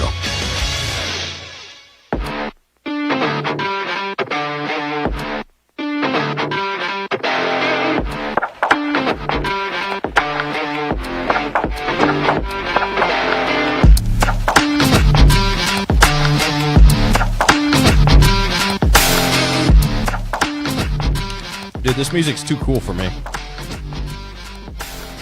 I love it, though. You did a good job with it. Back here on the starting lineup, ESPN Radio 1340 1069, WCDT Winchester. I am Joe Abraham. So, after listening to the past few segments, you may be wondering to yourself, well, what the heck are we supposed to do then when things go wrong? I am not saying, guys, not to question things.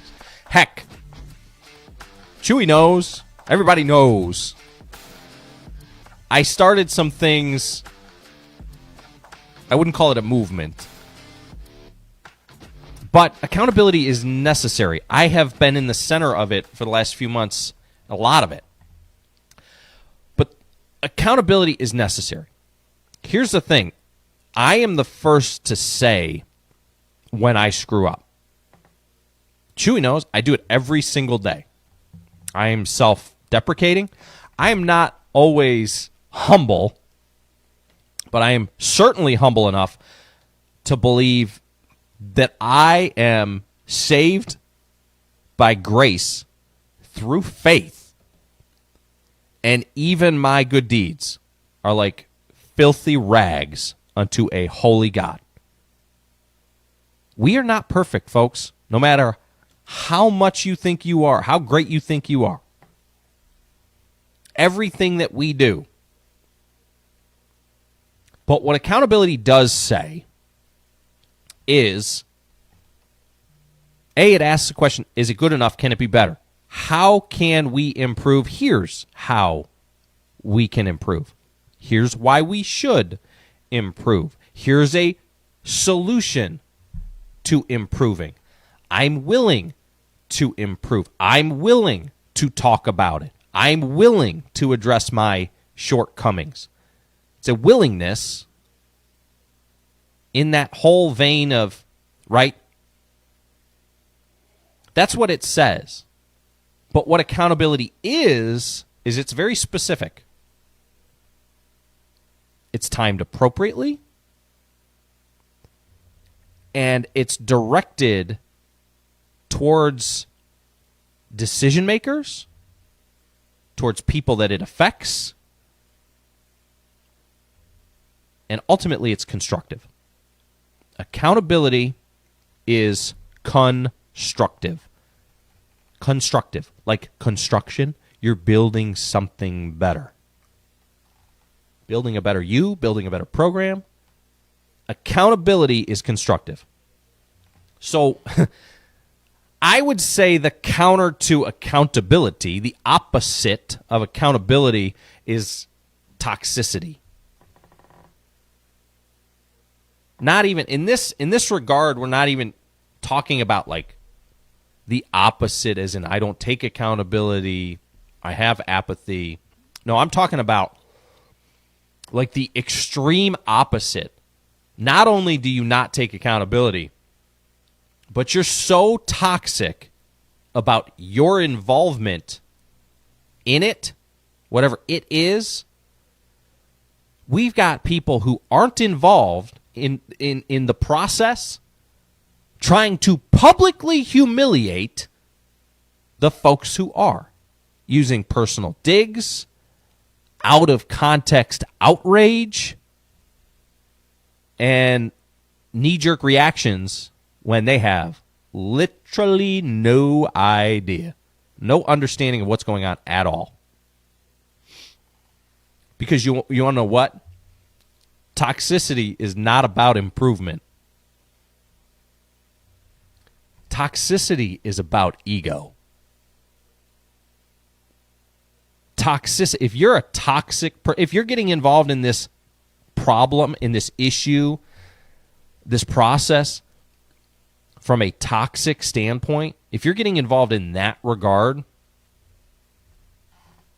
you're not improving our systems, you're not constructing, you're not building, you're tearing down.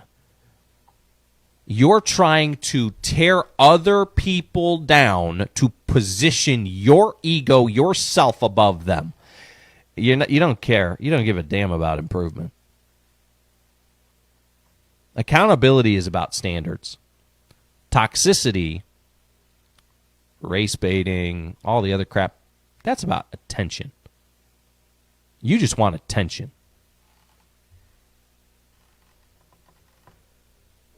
Now, here's the unfortunate truth regarding social media and toxicity, and this is why it seems like it's everywhere. The key word there being that it seems like it's everywhere. Social media, if anybody understands how the algorithm works, social media rewards outrage.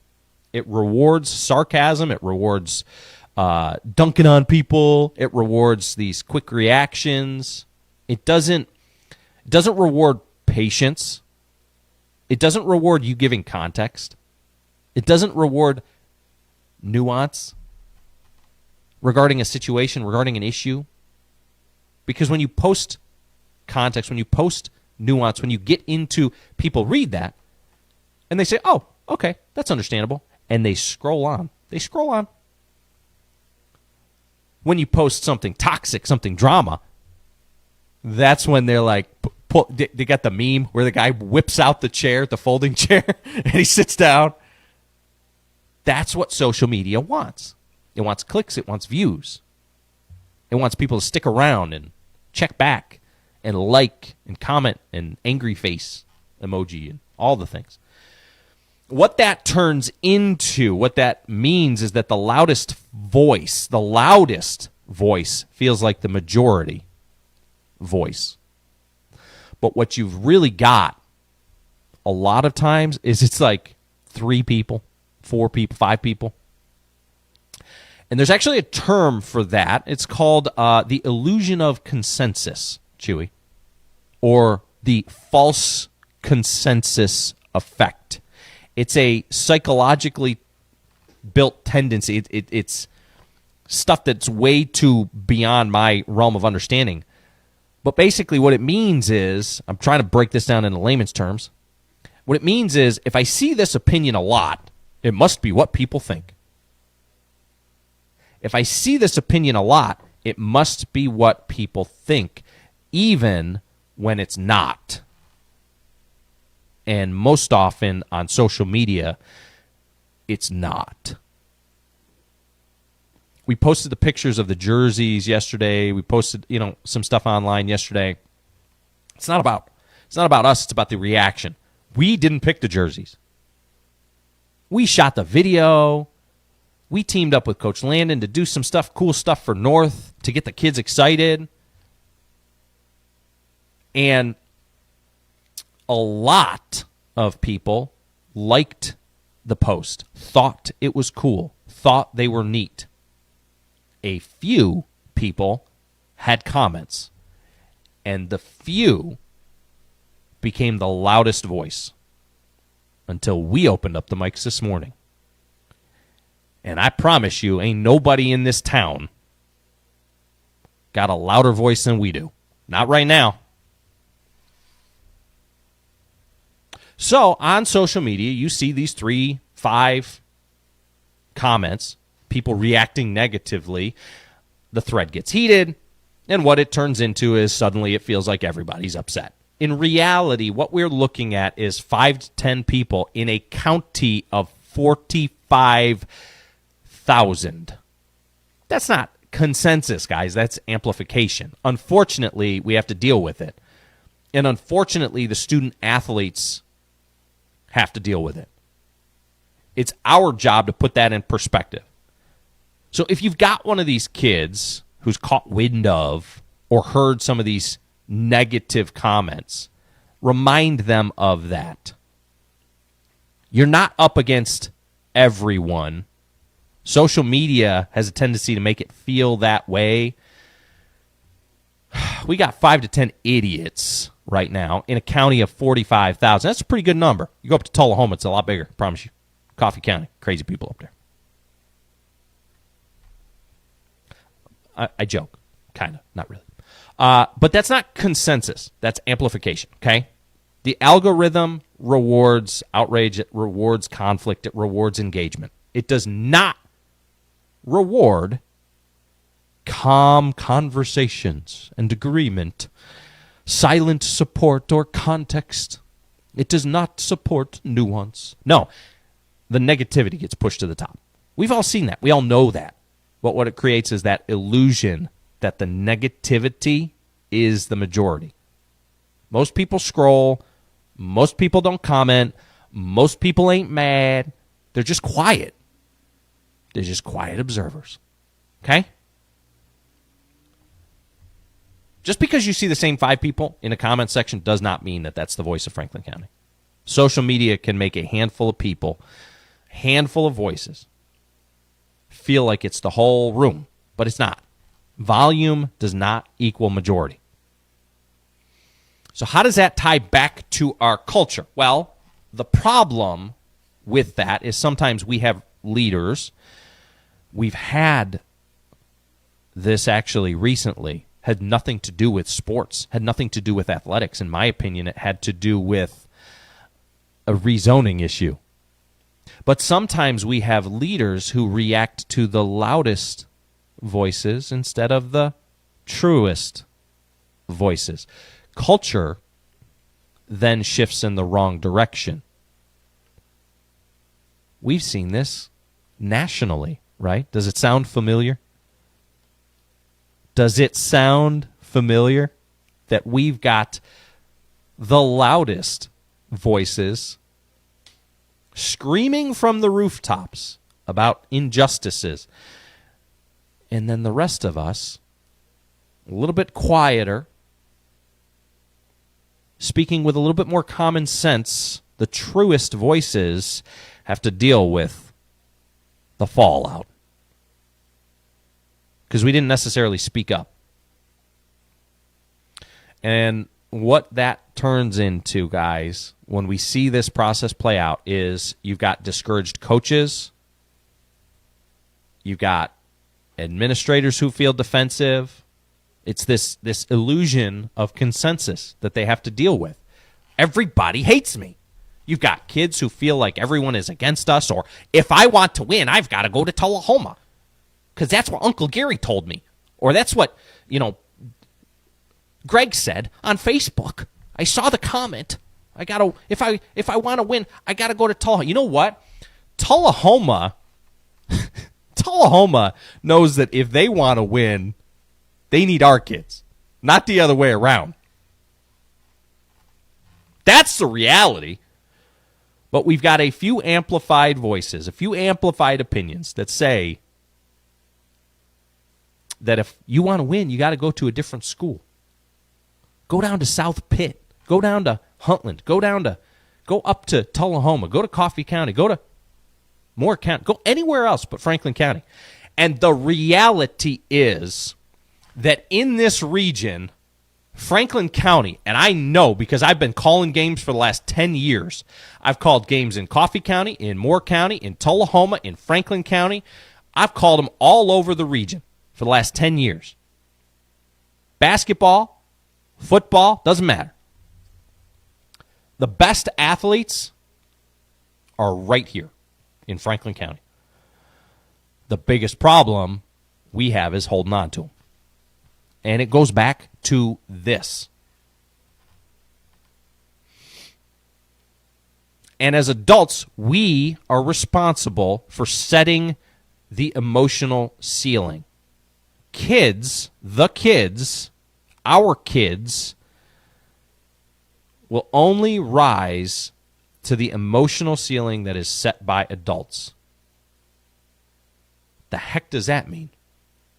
What that means is if we panic, if we overreact, if we mock and tear down, and if we don't take accountability for our actions, for the actions of our neighbors, the other adults in the community,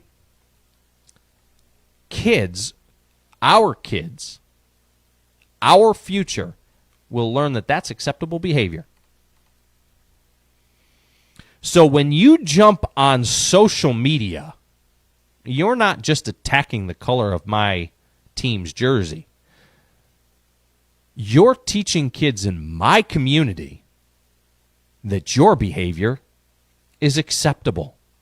When you jump into every comment section and make it about race, you're teaching a youth that that's acceptable.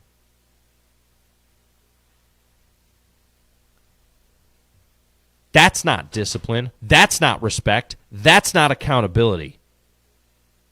That's a coward. If we expect players to carry those pillars in our community, discipline, respect, accountability, if we expect it from the players, it's got to start with the parents and the community members. And the same thing goes for the classroom, too. Whether you're in an extracurricular or not, whether your kid plays in the band or is a cheerleader or is a mathlete or an athlete, it does not matter. We set that tone as adults. You might not think that a social media post can hurt anybody. You may think it's harmless.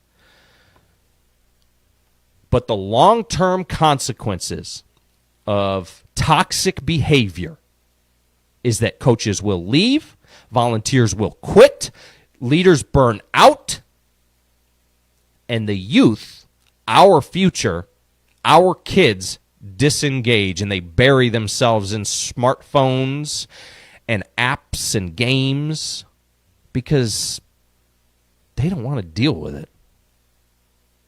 Sound familiar? Franklin County hasn't collapsed from the outside in. It's collapsed. It's eroded from the inside out. It's the internal criticism that's taken place without care. Think about it. It is our people within our own community, our own county, that are convincing people to leave, these kids to leave. Think about it for just a second. It's not the success, it's not the other communities having an outside influence on us. It's disgruntled middle school coaches, it's former coaches, it's parents from within. It's even coaches and parents and teachers who live here in Franklin County who maybe teach or are a part of these other communities and who suck our kids out and create this narrative. Why do you live here then? And take your kids to these other districts. If you live here, support here. But it doesn't come from the outside in. We can demand excellence without destroying morale. And in fact, we can command morale by demanding excellence. We'll talk about that next. I'm not done. I don't care. It's 9 o'clock. I don't care. We'll get to reliable rental swap and shop when I finish. I'm not done yet. I got one more segment to go.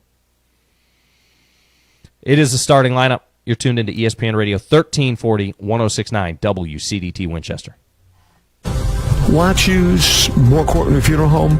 Well, they're a fifth-generation funeral home taking care of the people of Franklin County since 1905. They're committed to serving you, dedicated to providing personalized, professional, compassionate service to help lighten your burden and help you out during these difficult times. More Courtney Funeral Home, 300 First Avenue Northwest in Winchester, 967-2222. More Courtney Funeral Home. Got a project to tackle or a party to plan? Skip the stress and rent it instead at Reliable Rental in Winchester. From tools and heavy-duty machines to chairs, tables, and event essentials, they've got what you need to get the job done right. Whether it's work or a weekend celebration, Reliable Rental makes it easy. Stop by 2433 Deckard Boulevard in Winchester or check out everything they offer online at ReliableRentalFC.com. Reliable Rental. When you need it, they've got it. When life hits you hard, you need someone who will stand up and fight back for you. Andy Davis, attorney at law, serves Southern Middle Tennessee in personal injury, criminal defense, family law, bankruptcy, and more. Call today to set up your free consultation, where you'll get clear answers, honest guidance, and a plan built around your needs. Online at southerninjurylaw.com. This is an advertisement. Andy Davis, attorney at law, responsible for content. No representation is made that the quality of legal services is greater than that of other lawyers. The future of healthcare starts here. The Southern Tennessee Regional Health System, Winchester and Suwannee, are joining the High Point Health System with Ascension St. Thomas, a health network serving communities across the state. We're working together to expand access, improve clinical quality, and keep you close to home throughout your care journey. Your favorite providers aren't going anywhere. It's the same care you know and trust, now with a new name. High Point Health with Ascension St. Thomas. Learn more at highpointhealthsystem.com. Looking to make a difference in Franklin County? The Franklin County Prevention Coalition works every day to build a safer, healthier community, free from substance misuse. Through education, outreach, and strong local partnerships, they empower parents, schools, and leaders to prevent addiction and support positive choices. From youth programs to community events, the coalition is here for you. Learn more or get involved today at fcpctn.org. Together, we prevent. This project is funded under a grant contract with the State of Tennessee Department of Mental Health and Substance Abuse Services.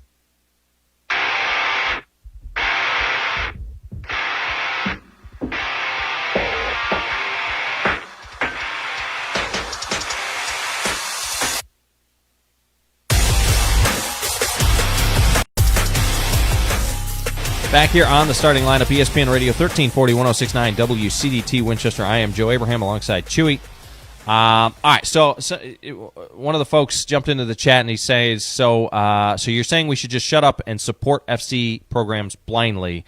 My point was an opinion that your station was asked what you think about the uniforms. And I get that. When we ask the questions, what do you think about the uniforms? Sure. And I'm not saying that anybody needs to follow along blindly. What I'm saying is that there are certain comments, there are certain things that maybe should and shouldn't be said. There's a certain amount, a certain line that you maybe should not cross if we're trying to build better. We're trying to lay bricks down, create excitement. And while no, I don't necessarily believe in following along blindly, I do believe that there's a certain level of just support. Put your weight behind, put your support behind what they're trying to do and understand the why. There are kids involved in the program who think that the blackout uniforms are cool. And I've said this for a long time. I'm a big believer in traditionalist uniforms. I love Penn State's uniforms and Alabama's uniforms, and you shouldn't need any of that glitz and glamour on your jersey to pull kids in or keep interest. I don't really like what Oregon does. Just win games. Just win games. So I agree with that mentality. New uniforms don't win games. But new uniforms, an alternative look, can get these young kids excited. We're dealing with teenagers, can get them excited. And our job should be to support the positive growth publicly, the positive direction publicly. It's like that part in Saving Private Ryan, where they ask, well, you don't gripes, you gripe uphill, not downhill. You gripe to your superior, right? Similarly, we don't gripe to the kids. We don't complain to the kids about coaching problems or about issues that we may have in the community. We do that behind closed doors with leadership. Even better, you put yourself in a leadership position. And what I'm saying is, to get stronger as a community, those messages, those questions that you have, that you want to ask, carry more weight and are stronger if you ask them privately to the coach or to the administration or to the teacher rather than publicly, or worst case scenario, literally directly in front of a kid. Because you're undermining them. You're undermining the coach. You're crippling the coach's ability to impact those kids positively.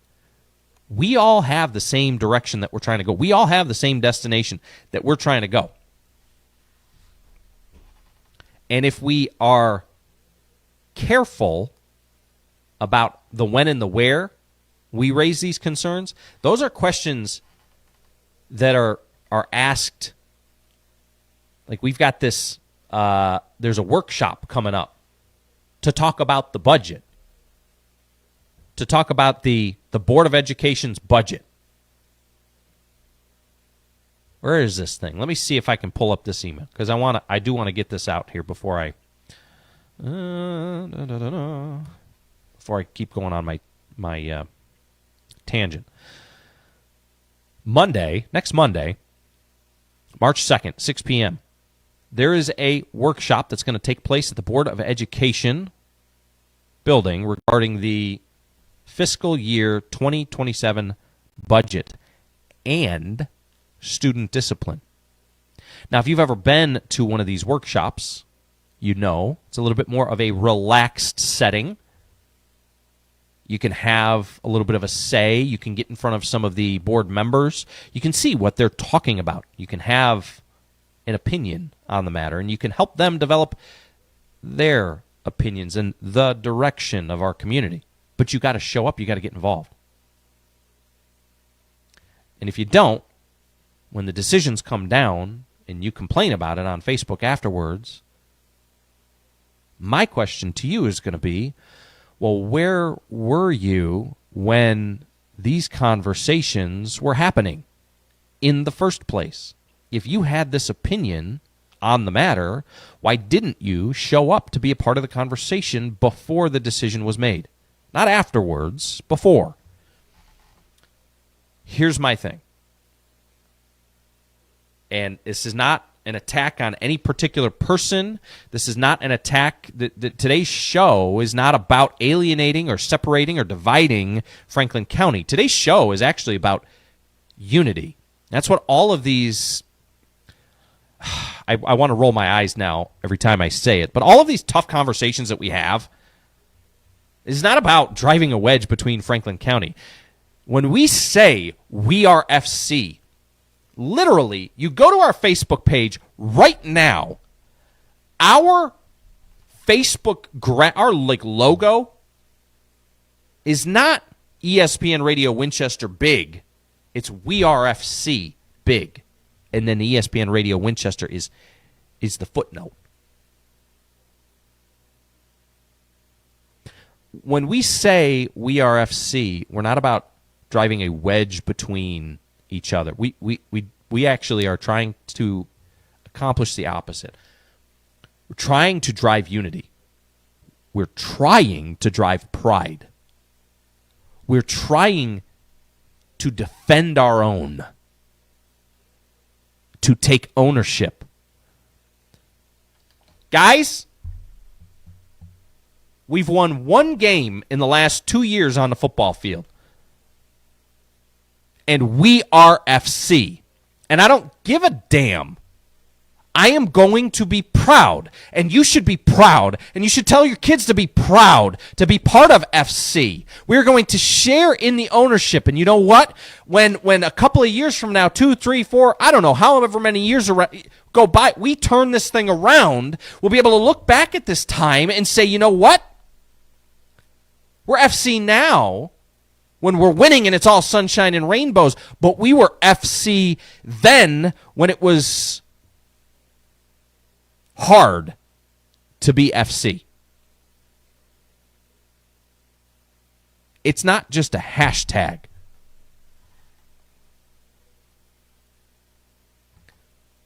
We're raising the standard in everything that we do. Whether that be from an education standpoint, whether that be taking the processes seriously, whether that be dealing with the hands that were dealt within the community from a business standpoint, from a growth standpoint, but we're going to do everything with intention. Let's raise the standard. And to raise the standard, to set a new standard, a true culture shift from all of us, it doesn't just happen overnight. We don't just wake up tomorrow. Well, you fall asleep and man, it sucks to be from FC, but when we wake up tomorrow, it's going to be a good thing. No, it's a process. It takes a shift in our language, in our tone, in our participation. It takes work. You can't just say, we need better athletes and then better athletic programs and then tear down our athletic programs and tear down our coaches and tear down our athletes. You can't say, we need unity and then mock our identity. Tullahoma doesn't own the color black. Damn!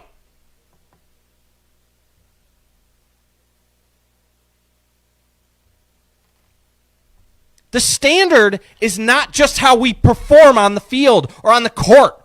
It is how we respond to adversity. In life, on the field, things are going to go bad. That's what made the Pinkout game on February 15th so freaking special.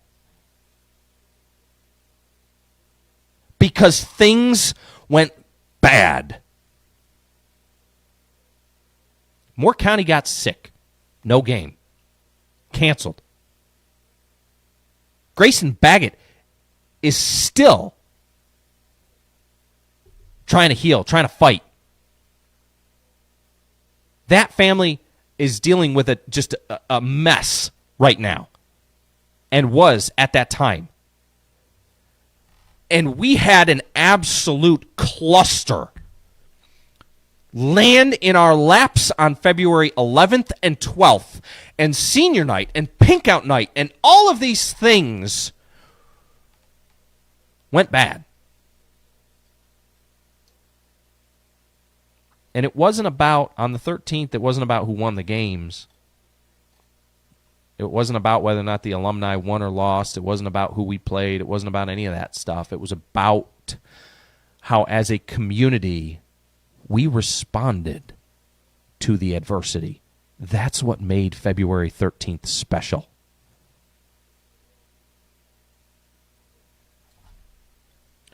So I am asking you, as a community, I'm not making anybody out to be the bad guy. What's in the past is in the past. What I'm asking is for everybody in the community to take responsibility. Before you post, ask yourself, am I informed? Is this something that I would say to a 15-year-old face-to-face? Is this something I would say to one of the kids on that team who has put in the blood and the sweat and the tears? Is this something that I would have wanted said to me? Am I helping? Am I laying a brick down?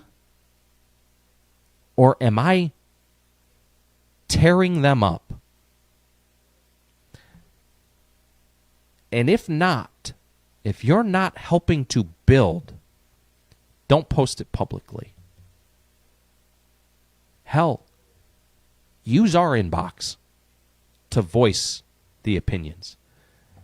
And we'll get it in front of, we'll ask the questions to the people who are needed to be held accountable for these things, guys. We'll ask the questions. We'll get in front of, heck, we'll have them on the show. And we'll ask them right here and there. We'll do it in a respectful manner. We'll show the kids of this community what it means to be proud, to be from FC. We are FC. I don't know if a lot of our listeners know what the fruits of the Spirit are. Love, joy, peace, patience, kindness, goodness, gentleness, faithfulness, self-control. Fruits of the Spirit defined in the good book, in your Bible. Self-control applies to your thumbs as well. So I'm going to wrap it up by saying I fully believe that what we are doing, what we are trying to build here is tremendous, is different. We are not Tullahoma. We are not Coffee County. We're not Moore County. We're not Nashville. We're not toxic. We're not reactionary. We can be better. We're not a Metro. We're not Nashville. We're not. So let's be a part of pushing forward, or at a minimum, if you're not going to help build, at a minimum, don't be a drag. Don't tear it down. Don't get in the way of what people are trying to do. Get behind them and say, I see what you're trying to do. I see where you're trying to take us. And although I may not agree with this decision as a part of the way of getting there, I'm going to trust you,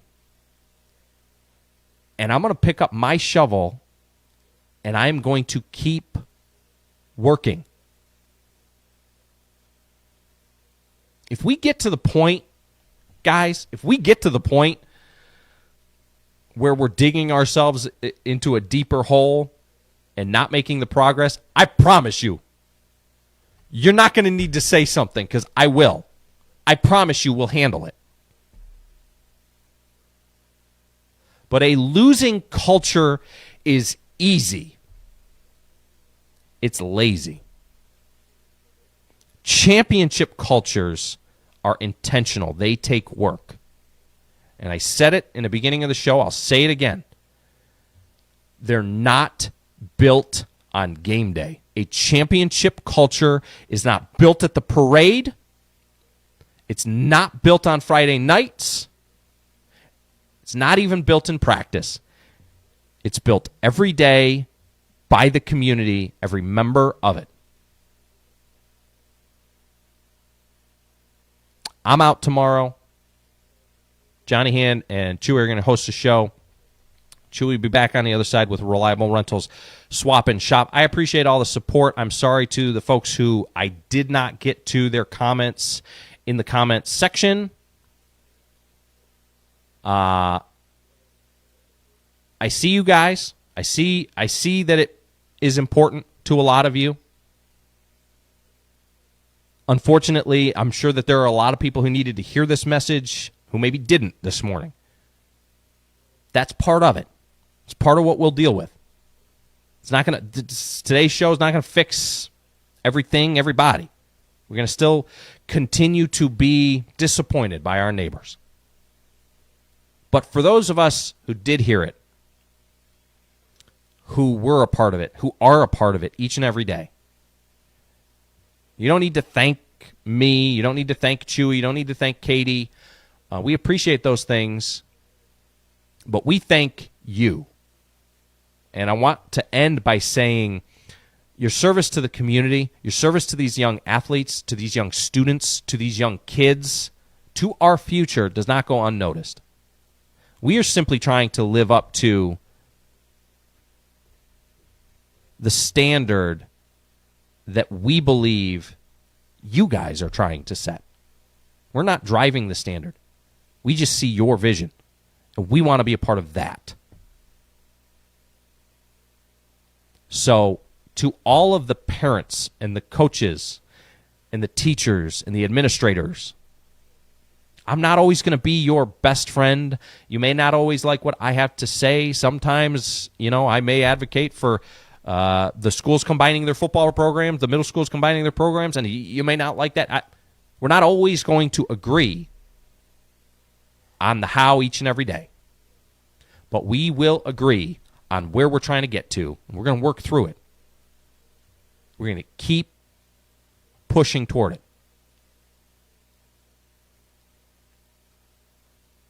Pick up your shovel. Now, I gotta give credit to Sammy D. Last week, I had almost like a mental breakdown. Sammy D and I are standing in the parking lot, and I said, man, how do you do it as a police officer, as somebody who tries to care for and support this community and serve and protect this community each and every day? How do you do it when you've got these thankless individuals? And you think all police departments are like ours. It was brought to my attention yesterday that there's a department up in the Northeast in a town called Fall River. And on their vehicles,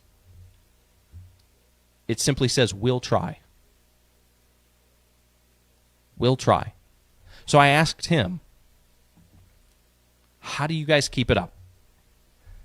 And he told me, when the crap keeps coming, when it keeps falling on your head, shovel faster. So if you're out there and you're trying and it feels like you just can't anymore, I'm here with you. There's a lot of people here with you. They may not be as loud as the complainers, but we're here. We're shoveling too. And I encourage you, if you have not picked up your shovel, do.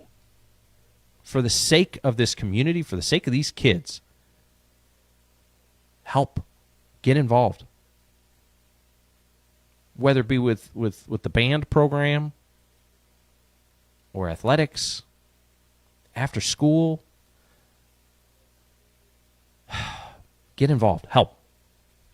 All right. For Chewy, I am Joe Abraham. This has been the starting lineup. You're listening to ESPN Radio 1340, 1069, WCDT Winchester.